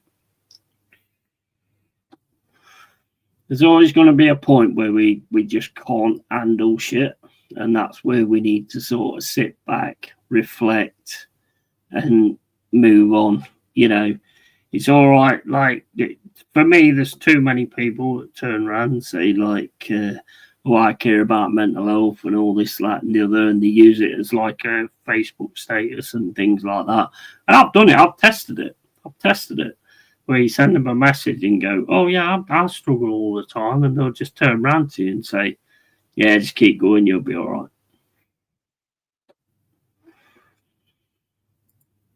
Right, yeah, I did lose myself in the cannabis. I had to have a puff every time I went out of the house. Just got to be ridiculous after a while. Yeah, man. And big respect to you, bro, for fucking realising and fighting it, mate. I have nothing but respect for that. As much as we can never let them know it's true, it is 100% true. Yeah. Yeah. That used to go into the 2026 World Cup next year. I think England there now. Yeah, absolutely. True. Yeah. Never let them know. Appreciate that, man. And go France 2, Iceland 2. That one sounds a good one as well. Yeah, thanks. Yeah, mate, I'm always here for anybody, bro. If you want to do like a private stream or whatever, where we have a chat or whatever, I'm all good for that. I know how it is, mate. I know how it is. I've been through it, so I know exactly how it is. And there is light on the other side. There is definitely light on the other side. Like I say, I wouldn't be doing what I'm doing now if there wasn't. So there is light on the other side. Women want their men to be strong, so they fill in the gaps you miss. Yeah, exactly, exactly. It can be very tough at times. And nobody sees that. And I mean, it's like when you've got people that's like doing YouTube and stuff like that, and then you've got fucking idiots that come in the chat and start giving it the big one. They don't know what you're going through. They don't know what your situation is. You know, I mean, they don't need to know what your situation is. Just be a fucking human being, for fuck's sake. Just be a human being. Don't be a fucking prick at the end of the day. Damn Scal making me tear up with that comment. Beautifully put, bro. Absolutely. 100%. And facts and thumb up. Vor. Right, I think we won it 4-0. Evening, Dal, Mr. Neri, legend. Hope all is good. But yeah, I mean, look, I did this like, what was it called? Oh man, what was it called now? Something therapy. And they only gave me so many of them, which was a shame because I was really sort of getting with that cognitive therapy. Yeah, I went through like some cognitive therapy, and it was like really working for me and everything. But then it sort of like only allowed me to have like so many times that I could be in it, and I was like proper in there, like thinking about sort of how you react to certain things and how you act on certain things and stuff like that. And I tell you what, it helped me out big time. It helped me out loads more than taking pills and stuff like that because taking pills means you're held by somebody else.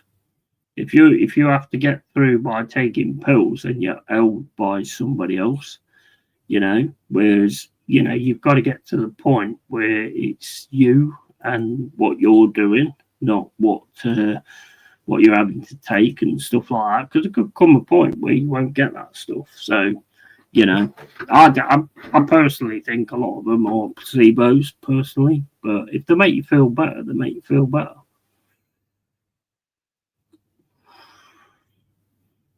I had a pact with myself where I decided I wasn't going to take any more antidepressants because it was like I'm going to get through this myself, and that was by exercise. It was by doing meditation, all this and the other. That's what helped me. That's what pulled me through it. I went to counselling a few times back in 2010 for other issues that now have been alleviated. Yeah. Please be careful with type meds. They can be very dangerous and overprescribed. Yeah, absolutely. 100%. See, what I didn't get was like the doctor put me on these things, metrazolapan or whatever it was called.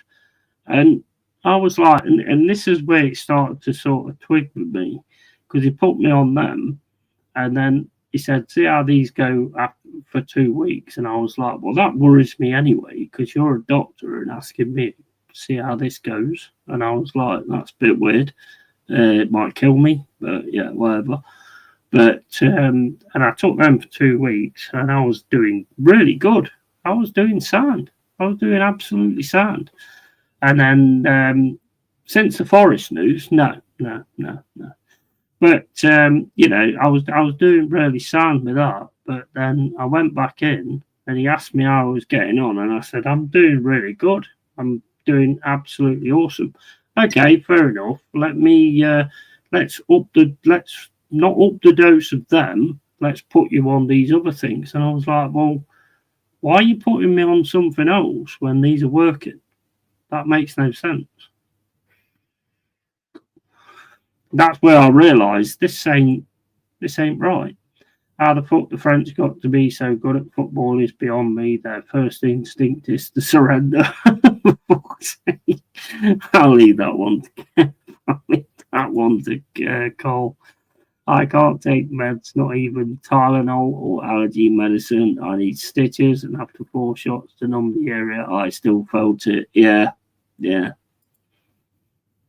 These pills are to help with coming down from substances, not the strongest meds, and I especially asked my doctor not to give me something really potent. Yeah, good idea. Big up, buddy. Thanks for sharing. Absolutely.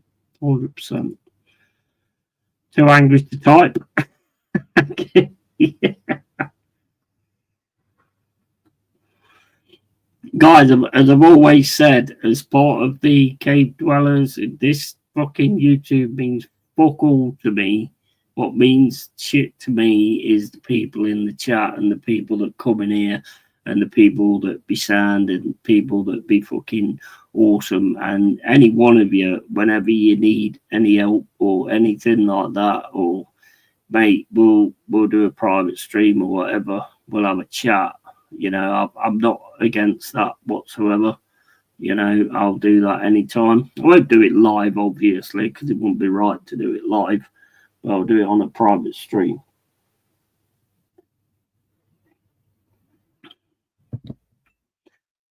Oregon Goon and 100% an actual community. Yeah, absolutely. And the thing is, we find the ones that we don't want and we get rid of them, you know. And if they get rid of their subs, whatever, who cares? Who cares? You're not the fit. Took a while to notice it. I knew what he was like anyway, but it takes a while to notice it. But at the end of the day, when I do notice it, I'll get rid of them. I don't suffer fools, never have, never will. But yeah, if anybody needs to talk or anything like that, I'm always there. I'm not going to do like other YouTubers where they go like, oh yeah, I'm here for everybody and all this, that and the other, and then they're not. You know, I will actually be there, 100%. I know how difficult it is. Goal Brentwood 1, Canby Island 0, 90 plus 8 minutes of extra time. Oh my days. Canby Island, what are you doing?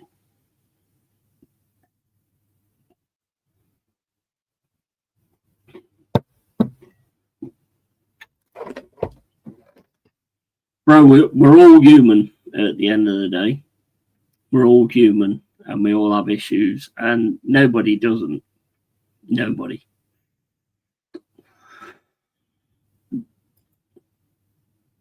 Anyone that tells you they don't have issues is talking absolute shit, because there is times when we all need to retract and just, like, you know, just think about like certain things and all that kind of thing.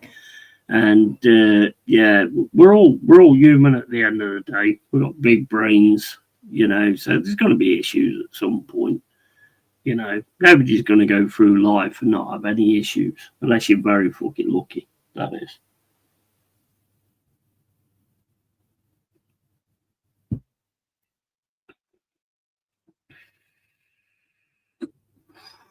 "8 minutes Fergie time." You're looking forward to facing Big Ange on Saturday now. What time you got to be up for that? That's a 12:30 kickoff, there is. Time you got to be up for that? What is it? Let me think. I mean, your midnight is, well, I know it was on Second Life. Your midnight is about 8 o'clock in the morning for us, isn't it? Or something. So what would that be? 5 o'clock in the morning? 5? Yeah, 4:30. Fucking hell, bro. Bro, you're going to get up till you lose. That's crazy. Money can't buy tissues for your issues. No. I think a lot of people sort of have this macho man thing. I know my dad always did. Like, had this macho man thing. I mean, my dad's going through shit at the minute. He's going through a lot of shit at the minute, but he won't admit that he's like depressed and, you know, and down and all that kind of stuff because he's old school. So it's like, no, we've got to be a man, got to be a man, got to be a man. Even blokes struggle at times.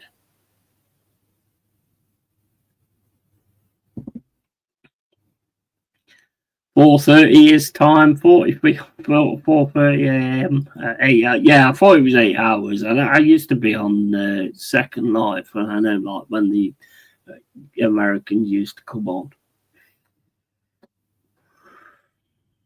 and then like midnight's about 8 a.m. in it for us. But I will be up for it. 3-1 the Arsenal. Okay, mate. Yeah, keep taking them meds, bro. Kickoff is 4:30. Got to be up at 4 a.m. with a jar of coffee. Yeah, it's gonna be mad. Exactly, DJ. You do have an advantage, yeah. Arsenal have never really played well in that early Saturday kickoff slot. Yeah, that is true. That is true. Mate, I'd love to get one at the Emirates. That one would be fucking insane. I'd love to get one at the Emirates. We've done it everywhere else so far, I think, and I'd love to get one at the Emirates. But Big Ange, you know, he ain't got long to put his thing, and that might not be a bad thing, to be honest, because he'll probably just turn around to the team and go, "Look, just do what you've been doing." You know, and I'll look at you and see like who I want in the team. So it could be a good thing for us in that respect. Our record is asylum is abysmal in the 12:30 slot. Yeah, good. Meds can't help the Arsenal shit show. Absolutely. Absolutely, mate. But you know what? The main thing is, right, though, is to notice things. Do you know when things start going wrong and stuff like that? The main thing is to notice it. It's like when I was like just fucking piling drink down left, right, and centre, and then all of a sudden, I think I've been on Lee Gunner's stream, and I got up and fucking I just face planted. I just totally face planted on the floor. Fucking smashed my head in. And I was just like, you know what? I've got to like cut this down a bit and do something different. And that's why pretty much I've cut it back, whereas I'm not sort of online a lot, you know. And I'm not drinking a lot either, you know. I am when I'm on stream. But, you know, I cut it back. You got to look after yourself, man, because nobody else is going to do it. But, like I say, I'm always here. We need chat. Funny enough, I can't see it happening. Former Spurs manager versus Arsenal takes 3 points at the Emirates. That would be insane, wouldn't it? Would that not be insane? You could be correct in that, mate. I took my last hit of ganja on Wednesday. And it fucked me up. I knew right then I was done. Yeah, I had one like that. I had one like that ages ago. Back probably 10, 12, 15 years ago. But I was on acid at the time as well. And, I mean, he was all right for me. I mean, he was my brother. He was my bro because he had the acid as well. And I went back to see him.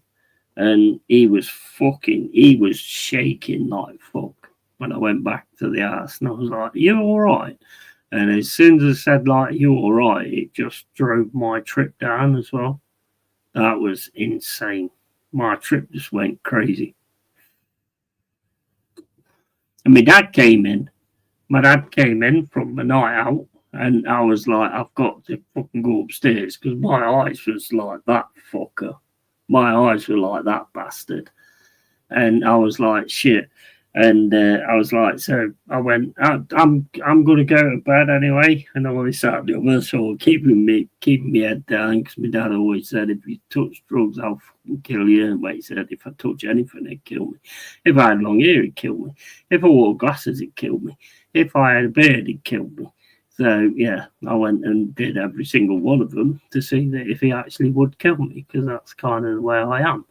But basically, he came back, and I just went, I'm gonna head off to bed. And I was halfway up the stairs, and then my dad turned round and went, "Come here, just come here a second." And I was like, "Fuck." He's seen it. He's noticed. He's noticed I'm high as a fucking kite. And I walked back down and went back into the room, and he went, "You all right?" "Yeah, I'm fine." Fucking eyes bulging out my head. Fucking eyes absolutely bulging out my head. I could see fucking pink elephants all over the fucking ceiling and everything. And I was like, "Yeah, I'm sad." And he went, "Oh, I just wanted to make sure you was all right." "Yeah, I'm fine." And then I went back up to bed, and all night I was just looking at the ceiling and seeing all these fucking things tripping up off me fucking bollocks everywhere. But mate, my life fucking went through my whole fucking life at that point when my dad said, "Just come down here a minute." I was like 15, 16 years old.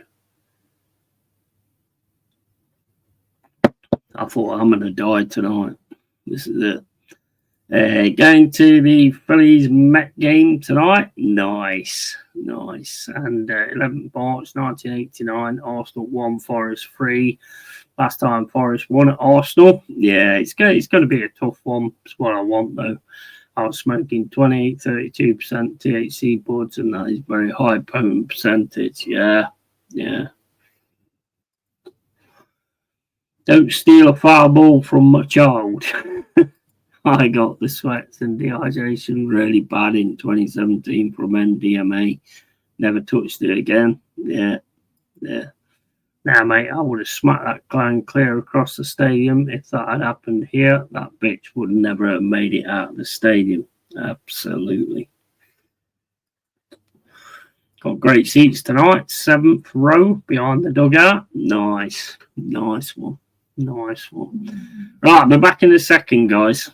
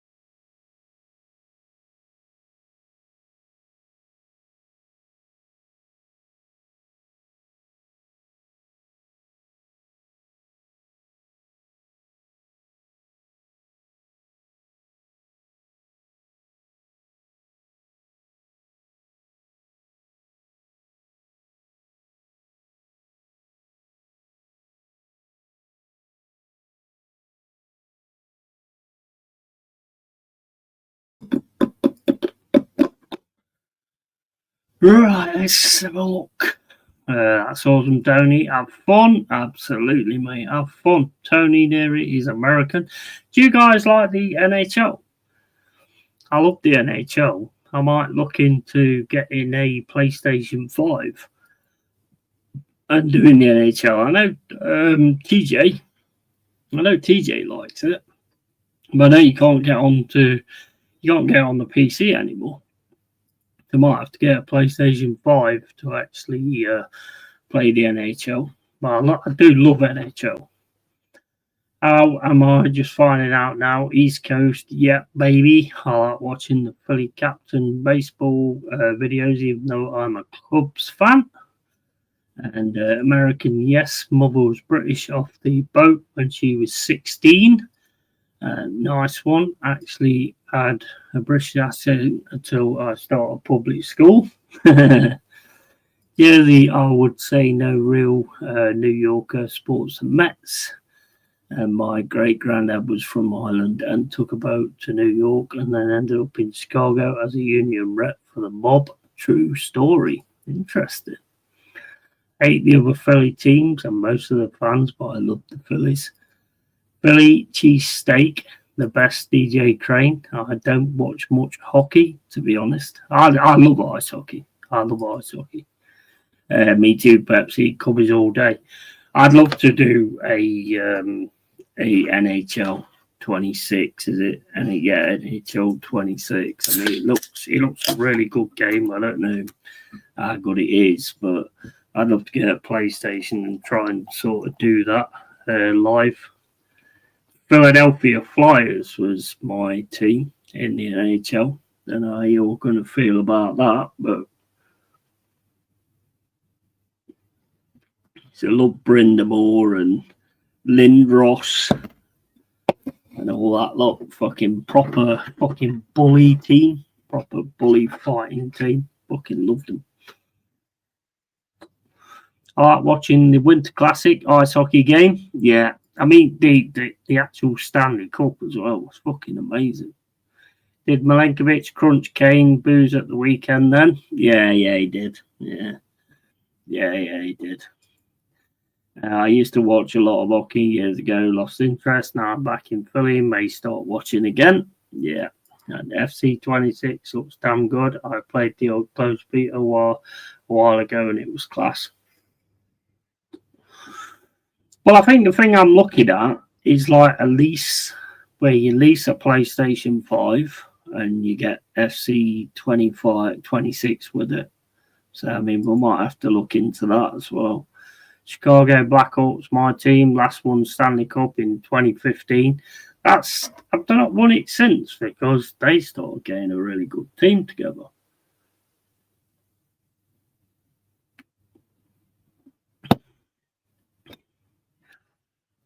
I've always liked the ice hockey. I mean, we've got a team you've probably never heard of, but Nottingham Panthers, you know, which is like our thing, which I used to go to quite a lot.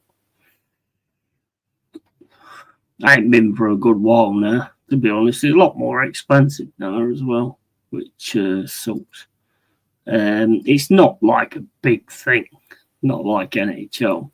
Obviously, it's a big thing in the UK, but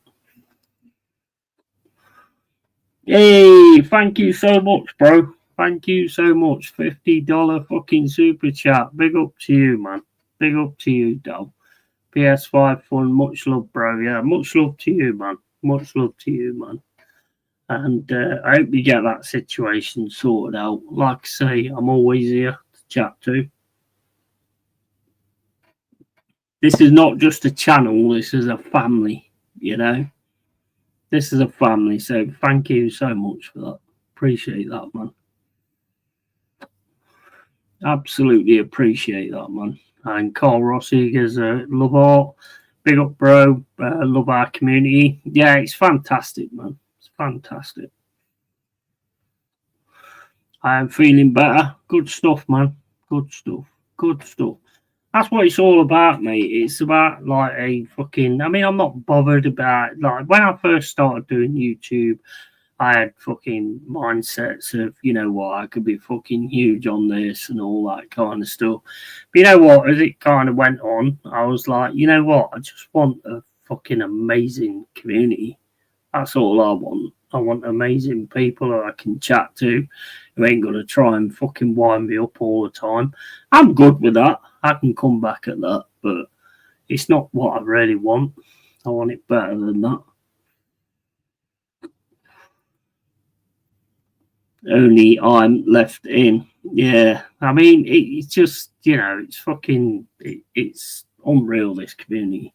Honestly, this cave is absolutely unbelievable. I never expected this, so thank you to all of you, man. Really.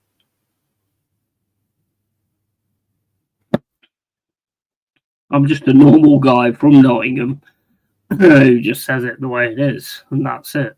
But I also have that softer side where I will actually fucking, you know, be there for everybody as well. You know, I'm not gonna sort of just go, oh, contact me or anything like that, and then not be there when you do. I'll always be there. That's how we progress, man. That's how we. That's humanity. You know, it's not just my channel; it's everybody's. It's everybody's channel that comes in here. You know, it's just not just mine; it's everybody's. And that's how I always wanted it to be. I built something good, man. I built something good. And yeah, I mean, it's what, 8 minutes past 10. If you want to come on, Dal, you can have a chat, whatever, or call, you know, just have a chat or whatever. You know, I'm all good for that.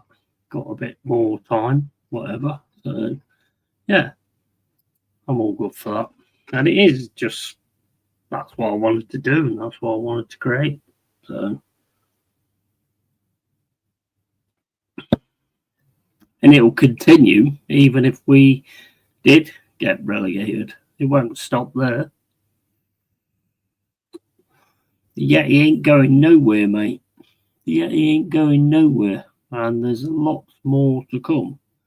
You know, I won't jump out and do videos on every time something happens and all that kind of stuff, because it's just not me. It's just not the way I work.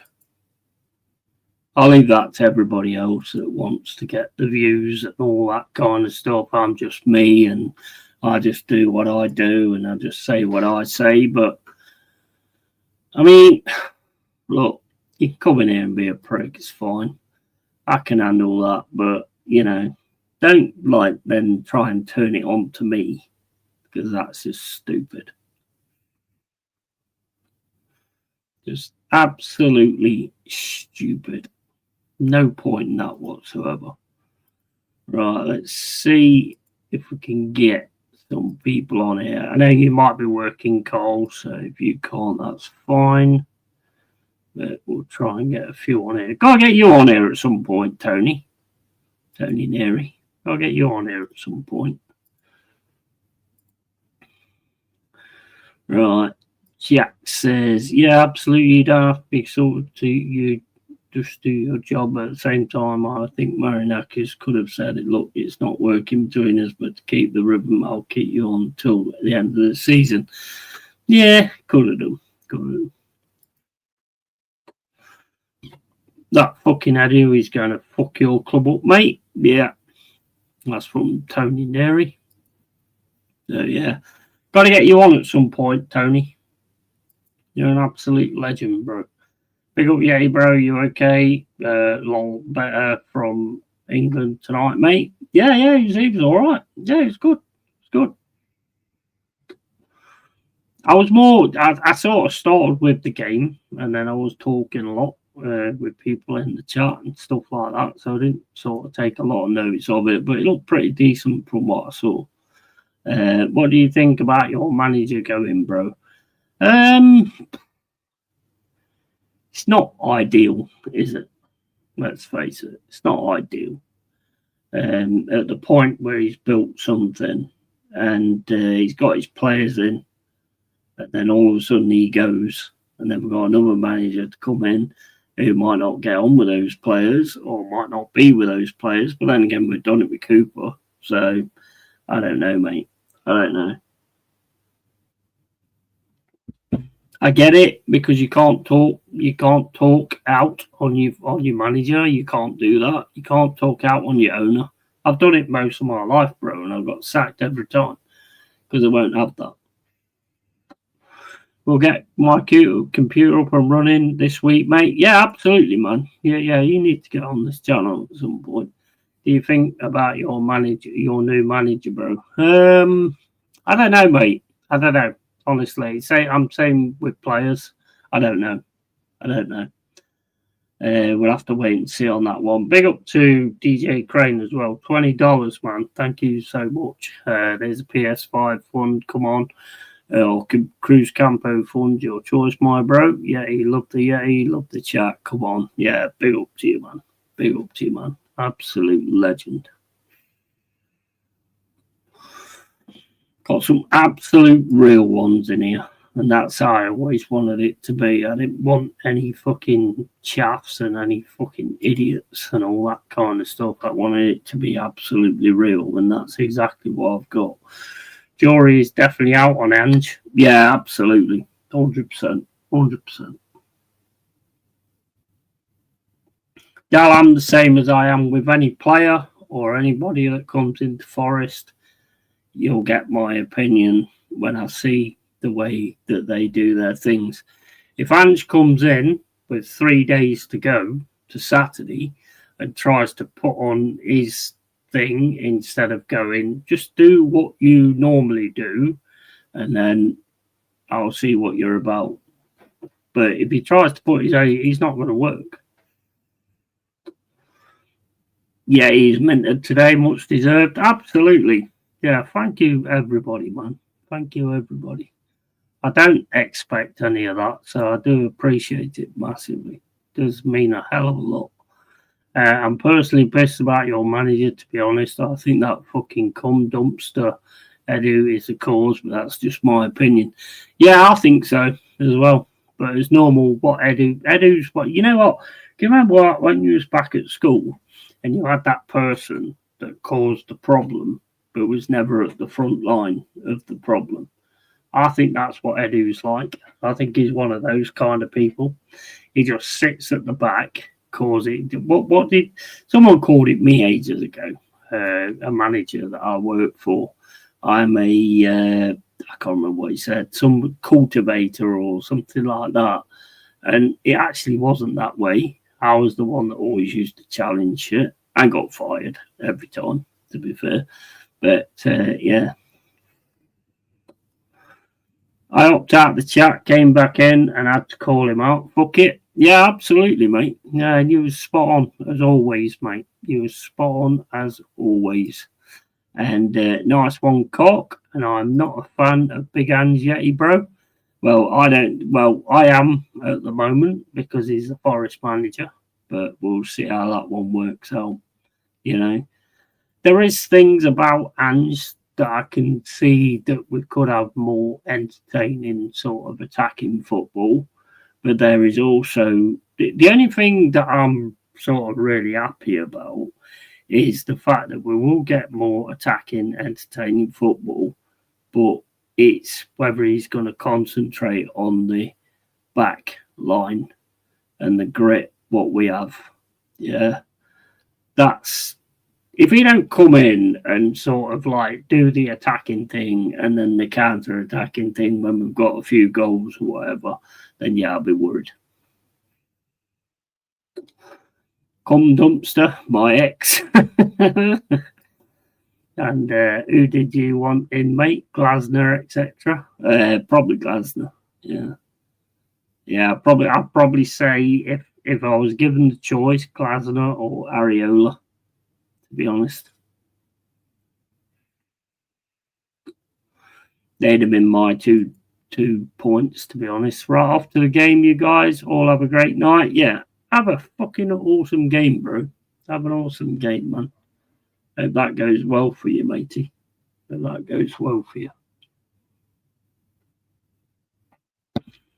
Cheers, Tony.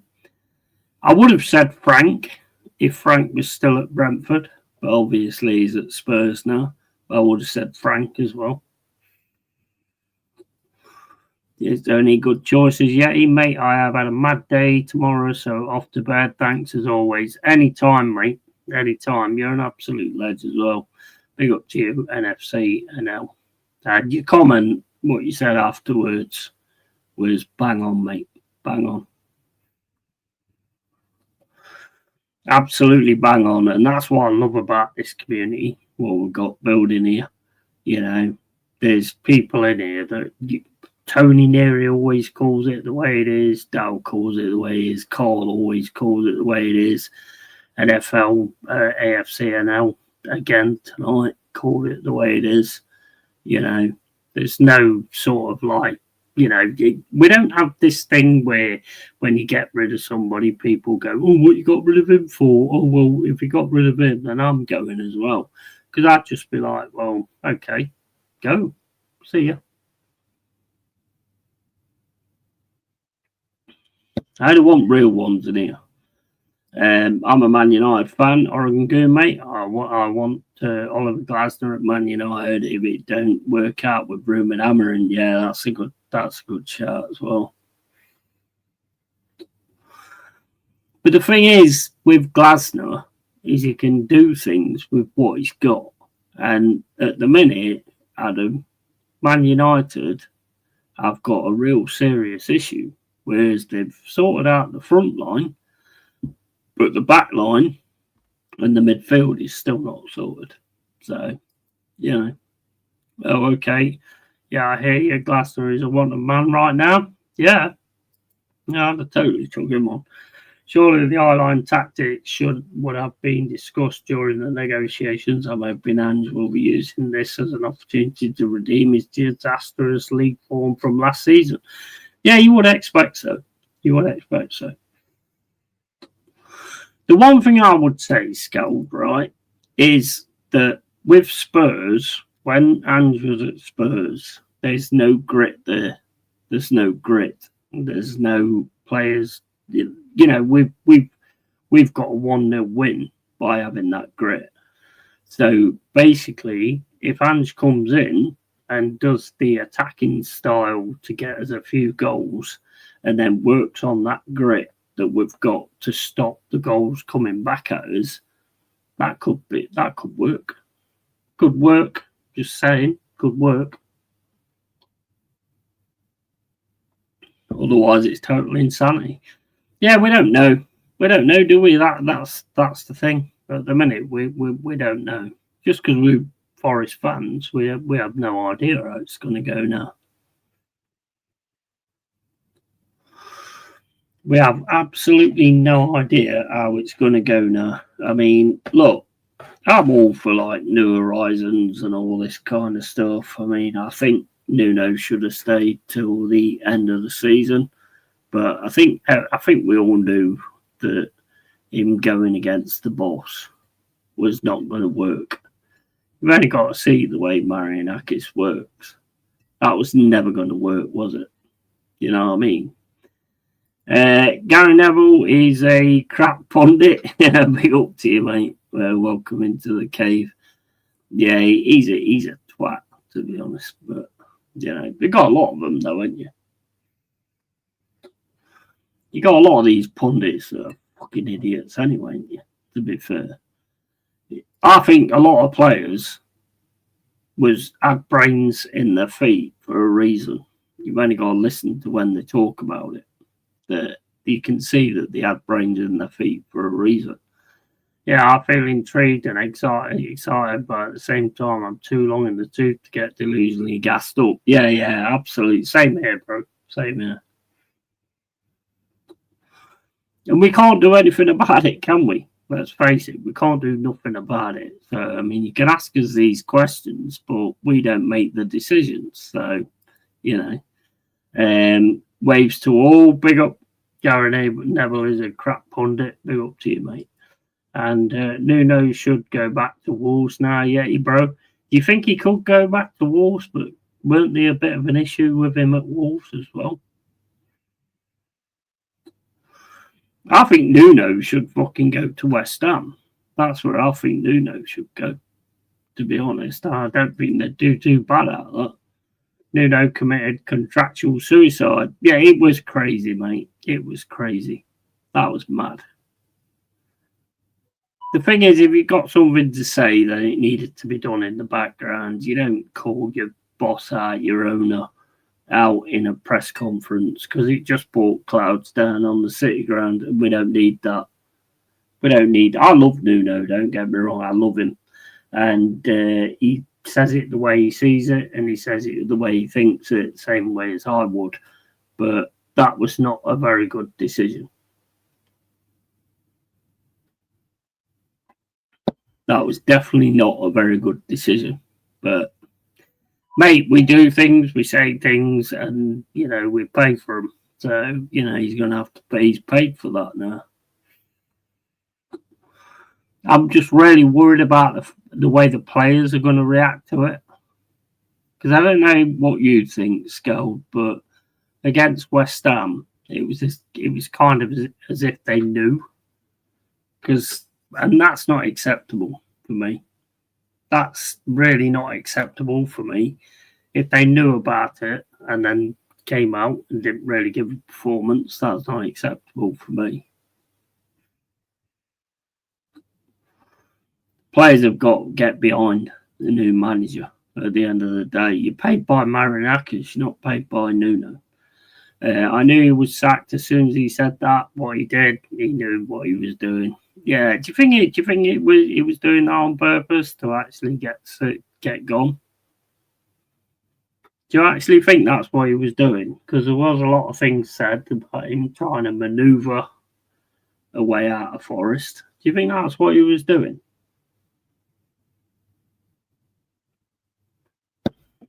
I'm not going to say yes or no.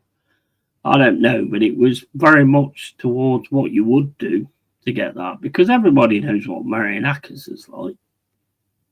Everybody knows what Marinakis is like. So it certainly wasn't a very good career move, was it? Let's face it. It was not a very good career move. I mean, he fell out with Cooper. Cooper said that he was talking more to the chairman, I think it was. And the chairman went back to Marinakis. So they kind of fell out there. But I felt like a lower scale version of when Conte started losing his tongue at Spurs. Yeah.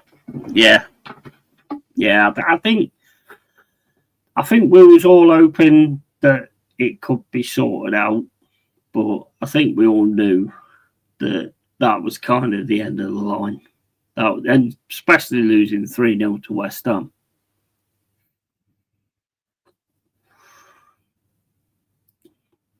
He should know he's had enough jobs, for fuck's sake. Yeah. But I mean, the thing is, you've also got to look at it. I mean, I don't know if you're a Forest fan or what, but Brian Clough never held himself back.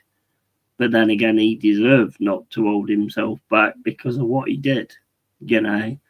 But, you know, you've got to sometimes sort of think about it and think, well, you know what Marinakis is like.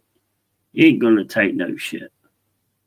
So, you know, you can't put it right out there because that just put Forest in a bad light. When we just got in Europe, we just had a fantastic season and everything. So I think there's fault on both sides. But at the same time, I respect Nuno for what he did because that's how he felt. And I've always said what I think if that's how I feel. So it's one of them for me. You know, if you've got something to say or feel a certain way, then say what you've got to say. Why should you hold back? If you've got something to say, then say it. I've never been any different. I've always been the same. Lost a lot of jobs through it, to be fair. I have lost a lot of jobs through it, you know, but sometimes you just have to think about it. But Nuno's that guy, isn't he? He is that guy who just won't take shit. Do you think a lot of it was to do with like the situation they had on the pitch, where they were both pushing each other around? I mean, that was fucking insane. Clough had major credits to bounce off of, though. Yeah, absolutely. Yeah, 100%. Yeah, 100%. That's what I was saying. Yeah. That's what I was trying to say. He did have major. I mean, and it was a different time then as well. You know, it was a different time.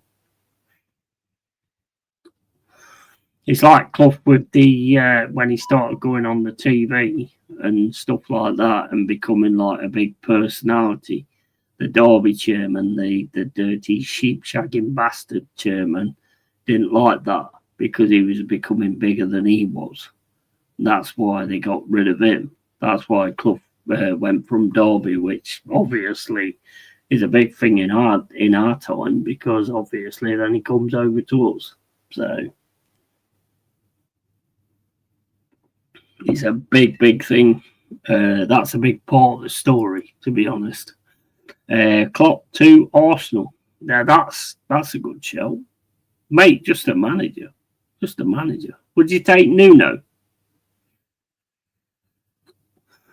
Would you take Nuno, Dal? Yeah, the era. Can't remember too much from the owners back then. Yeah, I mean, the only reason I know it is because I read the Clough autobiography and all that kind of stuff, and and I saw it all like in that.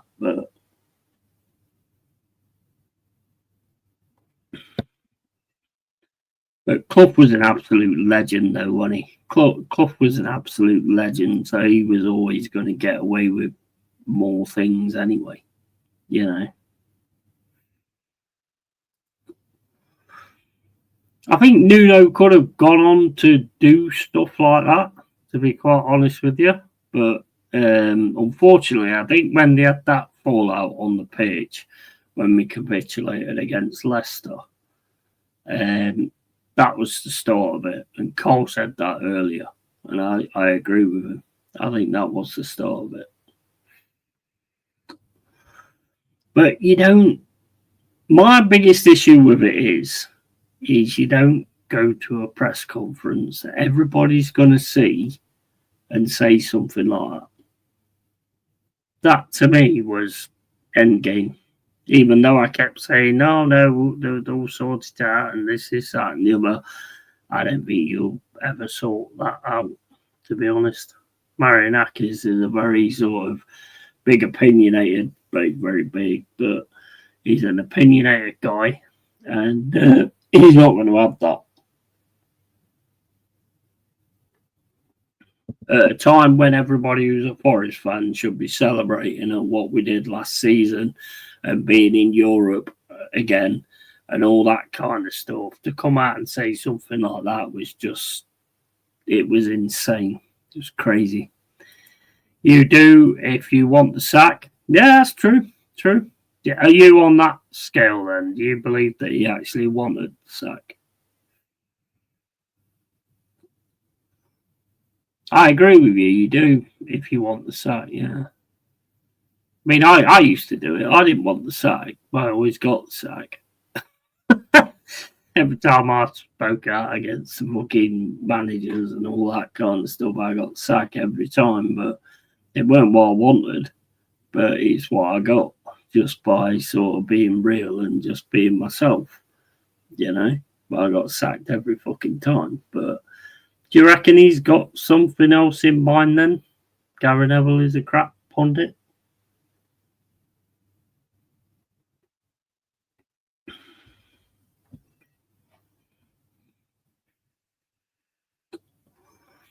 The trouble is now, you never know what somebody's thinking.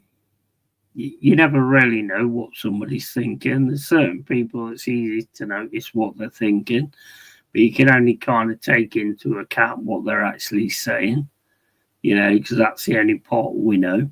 I mean, if he wanted the sack, where's he going, though? Where's he going, though, if he wanted the sack? Yes, I could hear it in his voice as he talked about the difference in the relationship, quite possibly.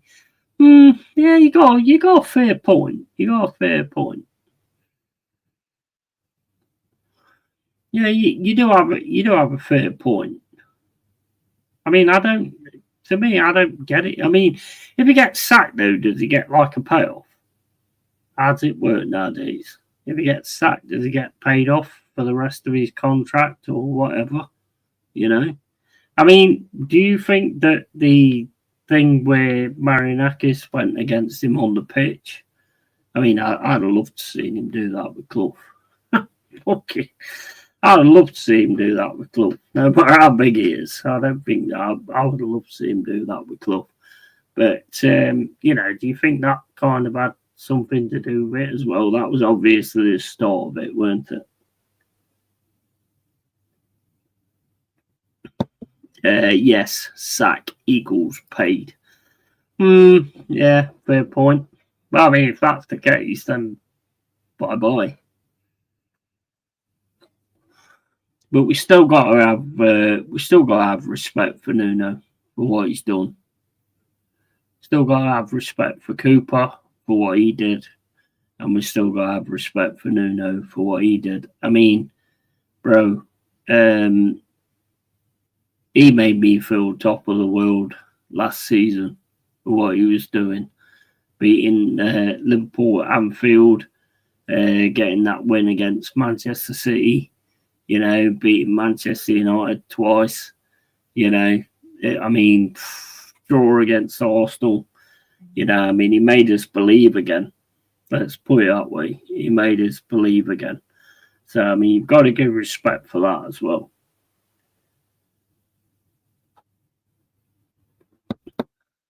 Respect to all except last few games. Well, I would say probably. I mean, look, I'll tell you what, right? Let's go here, yeah? Do you want to see more attacking football from Forest? Because I do.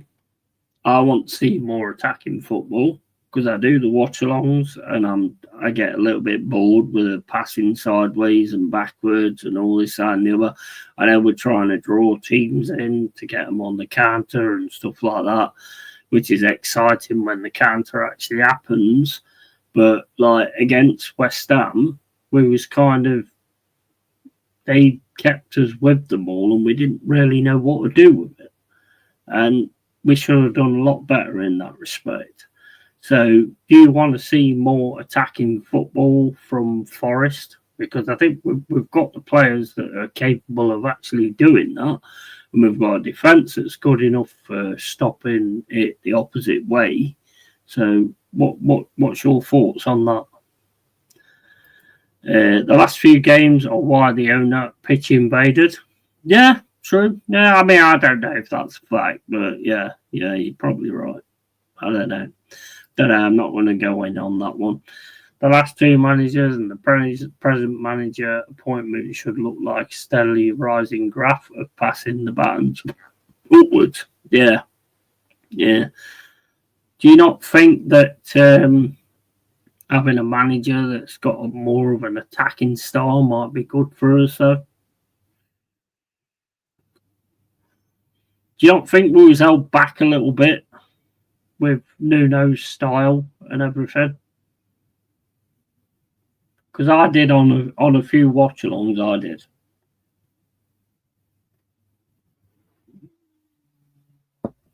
I mean, we're getting all these really good wingers and all these really good midfield players who's able to get forward and all this that and the other, and we're holding them back. So, I mean, what did you think of that? To be honest,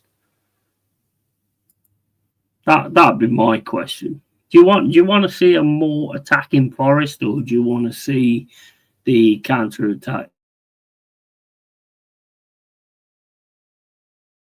thing of any other team? But do you want to see a bit more of an attacking thing? Yeah, we need that, but in a more balanced way. Yeah. Do you think that Andy's going to bring a more balanced way? Because like watching him with Celtic and all this that and the other, he likes to sort of play like an high line, which I think we've got the speed and the pace of like doing a high line if anything goes wrong. or anything like that. But also, you got to take into account this new offside rule as well. You know, you've got to take that into account as well. I mean, I don't know if that's in now, but you know, you've got to take that into account. Me personally, as a Forest fan, I want to see us win and smash teams and be excited by everything I'm seeing. That's just me as a Forest fan. I want to be excited. I want to see fucking really good like attacking football, and we've got really good attacking quality players up front. You know, I want to see a little bit more attacking instead of keep passing sideways and backwards and all that kind of stuff. I want to see the winger take somebody on instead of pass it backwards all the time. You know, I want to see fucking Murillo get a little bit more forward and do what he's got to do because he's fucking begging to get a shot on goal. You know, I want to see that kind of thing. That's what I want to see. And then us have that grit in the defence and the midfield that we've had for a good while now. That's what I want to see. What do you guys want to see? Because that's pretty much what I want to see.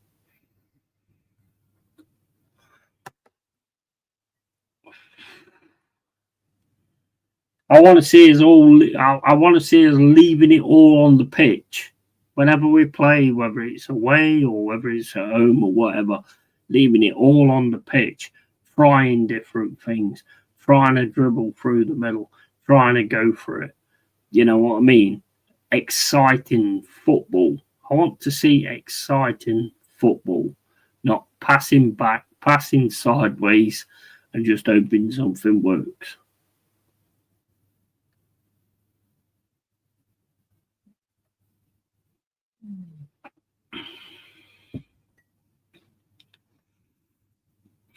Can't argue, gauge it again on Celtic. The counter attacking power of the less Scottish teams was always negligible, but yeah, he would have cooked up a formula of what you just said. Yeah, and I think that's what he'll bring to the team. To be honest, I think that's exactly what he'll bring to the team. I'm positive about it because you know we've got a new manager now. I've never not liked Ange, to be honest. He always says it the way it is. He doesn't mince his words. I like managers like that, and I think basically what he's got with Forest is he's got grit. He did not have that with Spurs, and he didn't get backed either. Marianakis will back him. We've all seen that. Whenever it comes to the transfer windows and all that kind of stuff, people you're getting in, they will get backed. You know. So yeah, I'm positive. I'm positive about it.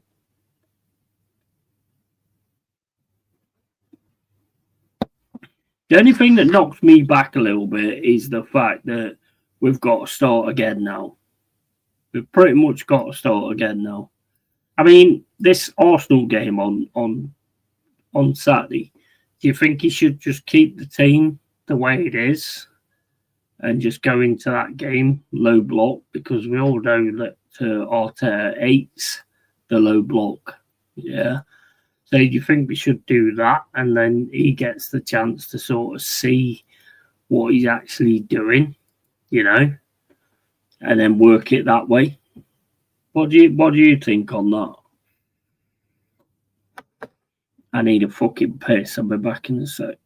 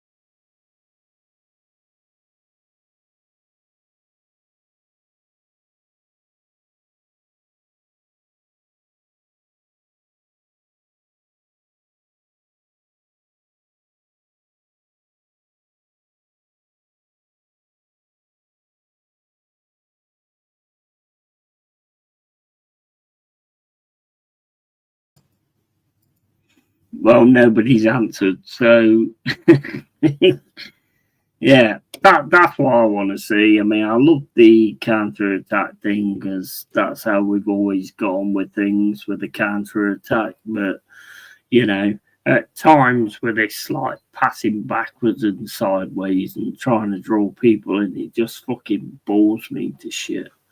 And it's just like, you know, I want to see a team that, I mean, we've got that Delaney Backwinner who look, I tell you what, he looks fucking class. Look at him on YouTube. He looks absolute class. If he can get on with it in this league, he's going to be a star, mate.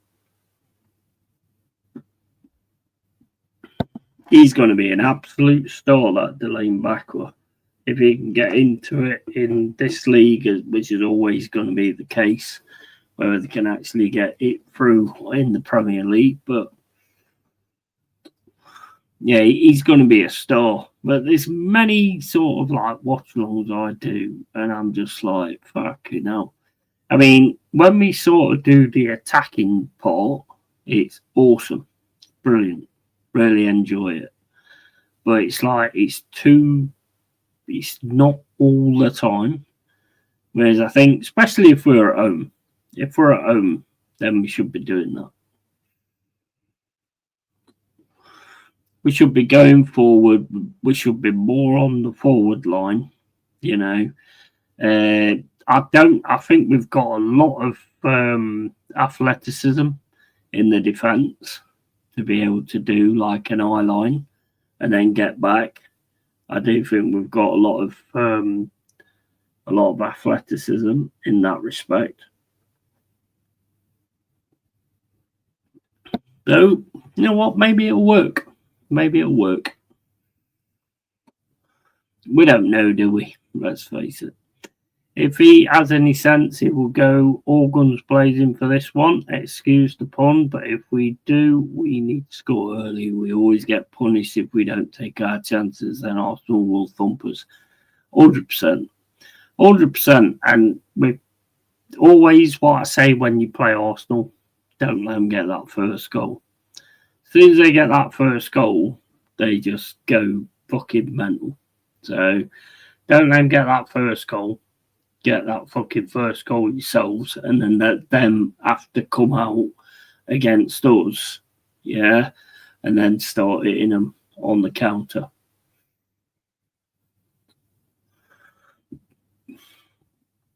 That's the way we win this, in my opinion. Get that first goal, get the ball forward, get that fucking first goal, and then let them come at us.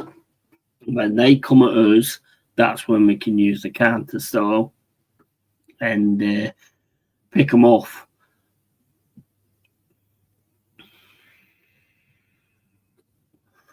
That's the way that I would completely line up against this game. Completely. So Rashford, man of the match tonight. Yeah. Well, he scored a penalty, didn't he? He went on for like, what was he on? 10 minutes? Scores a penalty against man of the match.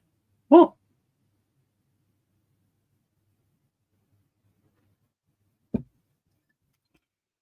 Well, you're laughing, so I mean, you agree with me, but you know, I don't even understand why he's in England shirt. He ain't done fuck all, has he?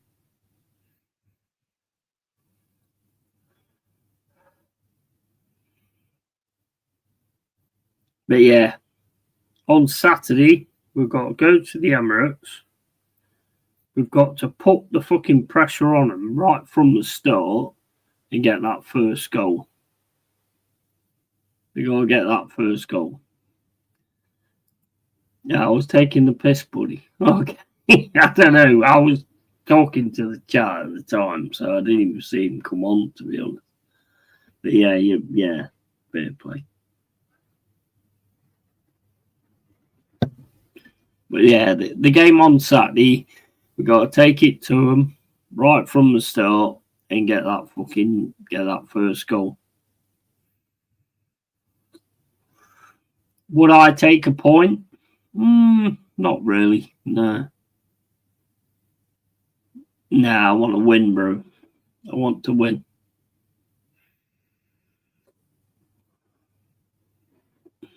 I want to win to shut them up. 100%. I want to win to shut them up.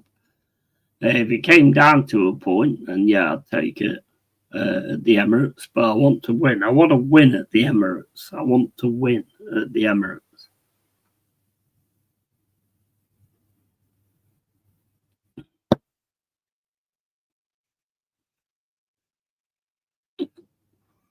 I mean, I'm more excited for it now, actually, than I was before because I think, like, with Ants taking over, all the players are going to want to prove something to the new manager. Yeah. So I'm more excited for it now than I was before. And it's time we went to the Emirates and we beat them. We need to be moving on, you know.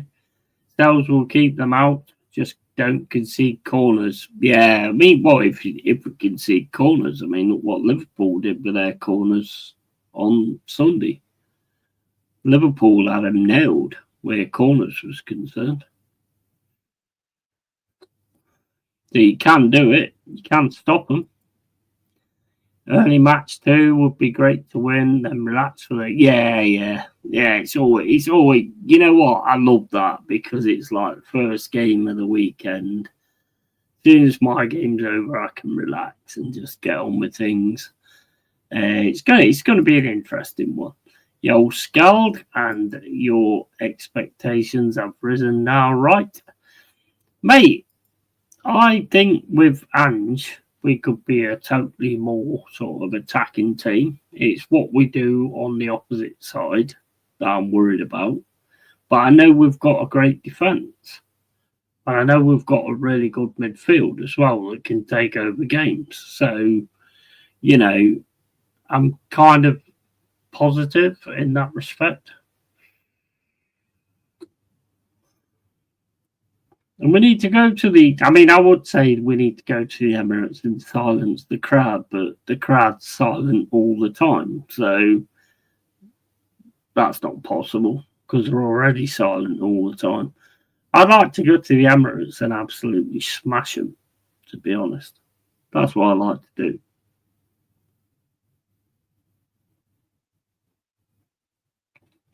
But if we went to the Emirates and won by 1 goal or 1 or 2 goals, then I'd be more than happy with that.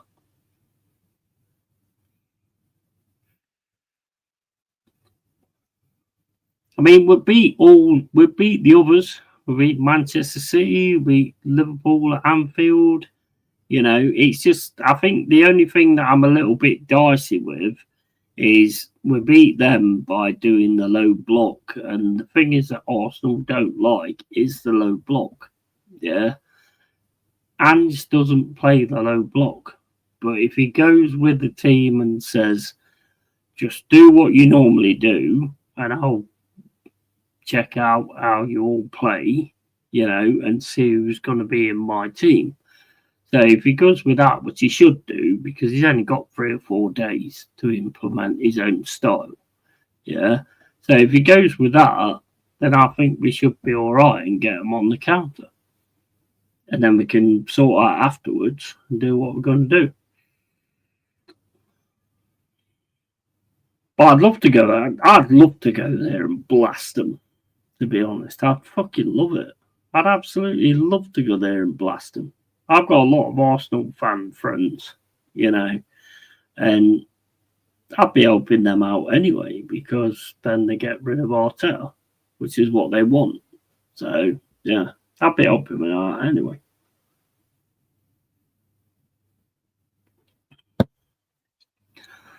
That's what I want. I want Forest to be turning up to these games and fucking beating these fuckers and fucking taking us forward.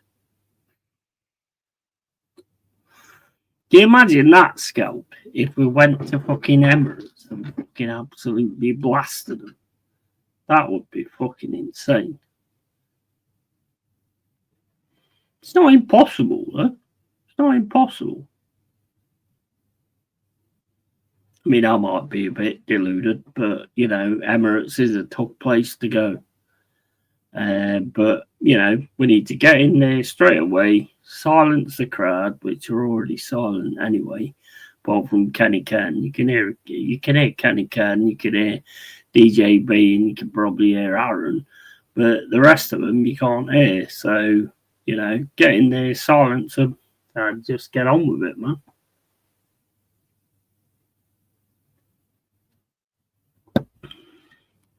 Not saying that's going to happen, but that's what I want.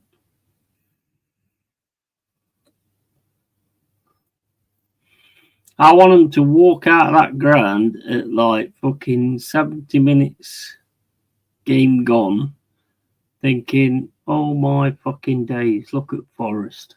That's what I want.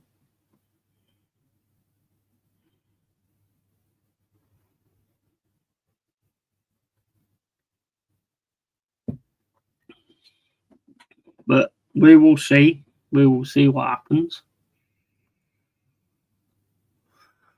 I mean, I don't believe any of that, to be honest. I don't believe any of that at all, because they've just lost against Liverpool, and a few more losses for them is going to be massive, detrimental to their title challenge, to be fair.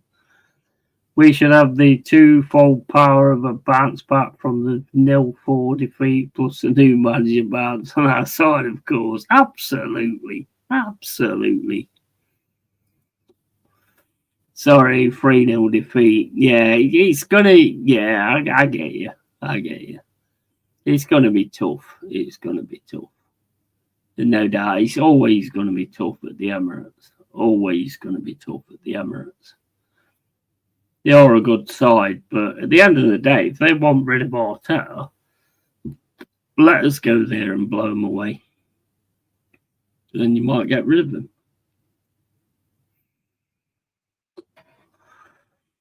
I don't know how it's going to go. I'm just interested in seeing how the players react to Nuno being gone.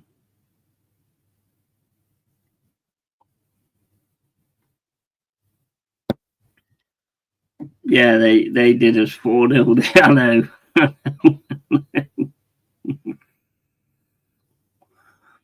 I know, but you've got to have a certain point of like fucking delusion about you, ain't you?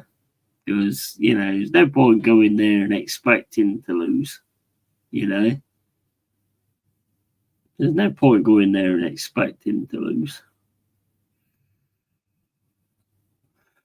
I think, to be quite honest, I mean, obviously it's changed now because Nuno ain't there, but I think if we can turn up and like play our best game, then I think we can beat pretty much anybody, to be honest.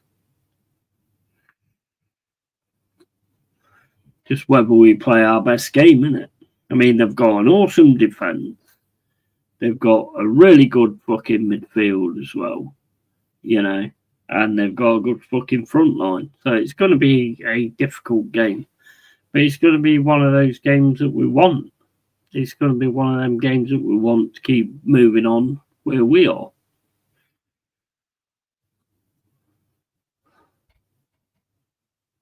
But it's going to be a tough one. It's going to be a tough one, 100%.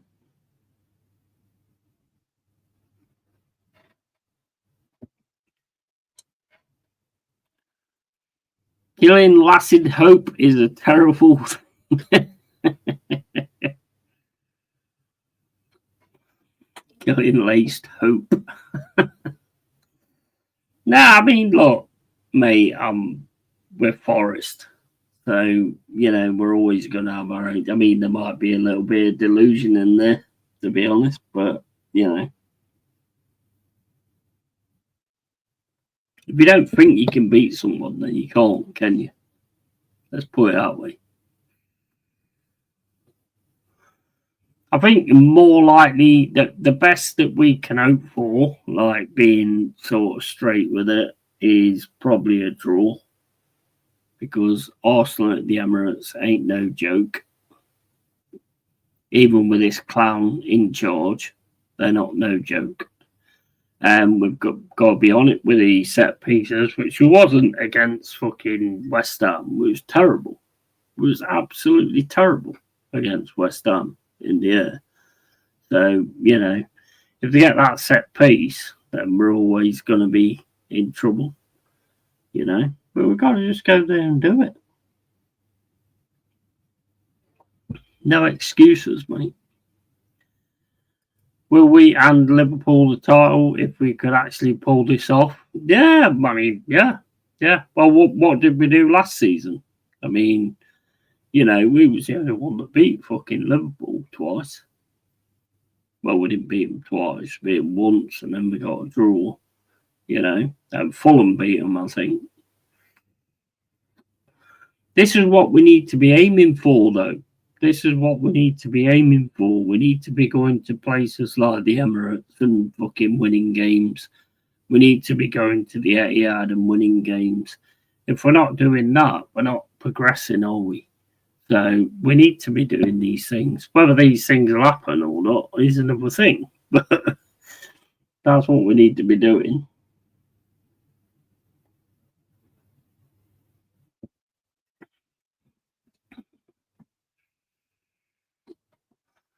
But we'll see. We'll see. I mean, come sort of like Saturday at 5 p.m.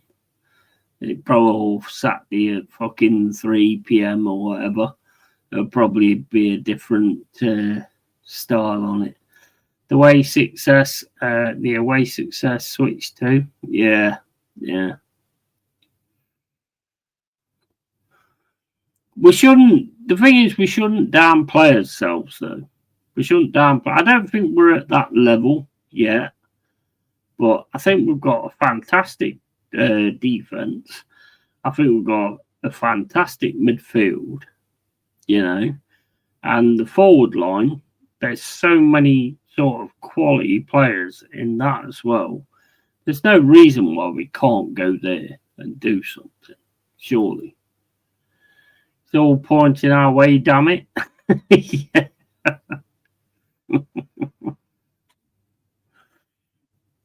Maybe I've had too many Cruz Campos, but you know, I think we've got every chance. It's 90 minutes of football, and it's whoever wants it the most. And you've also got to take into account you've got players in Forest shirts who want to keep their Forest shirts with a new manager, you know, and there's every chance that they're going to fucking put it on a great performance as well to make sure they keep their shirts.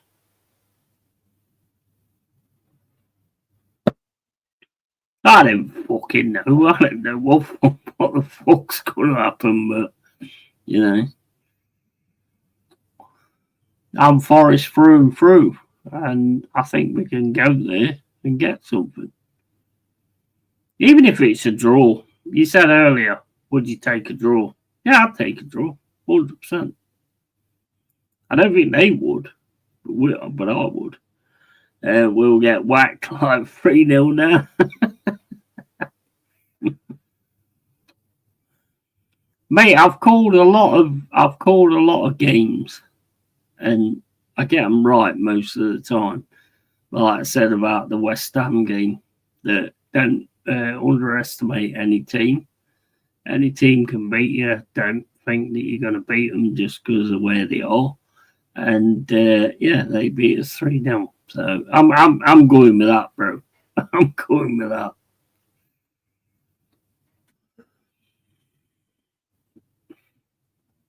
I'm absolutely terrified of playing Arsenal at the Emirates by 8 Arteta. So I've got to do we're going to beat them. I've got to do it. I've got to. I can't do anything else. They can't afford a draw. Even that would cause a widespread meltdown down it. Yeah, absolutely. 100%. 100%. 100%. Well, you know what? We'll see what happens, and we'll see how the game goes. We're doing a watch along anyway, so see how that goes.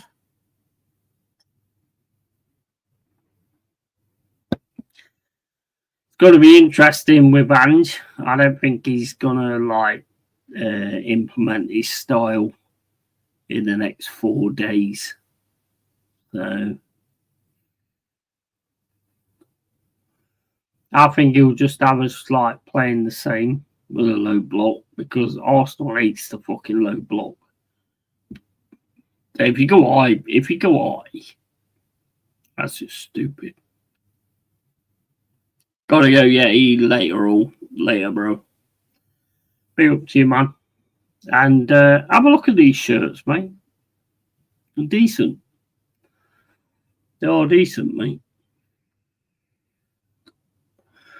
I don't know how good they are to the real thing, but this one's decent.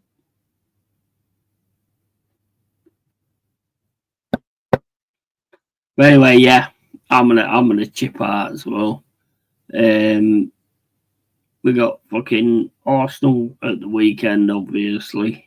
We're doing a watch along for that. Might be doing some gaming in the mid time or whatever. See how that one goes.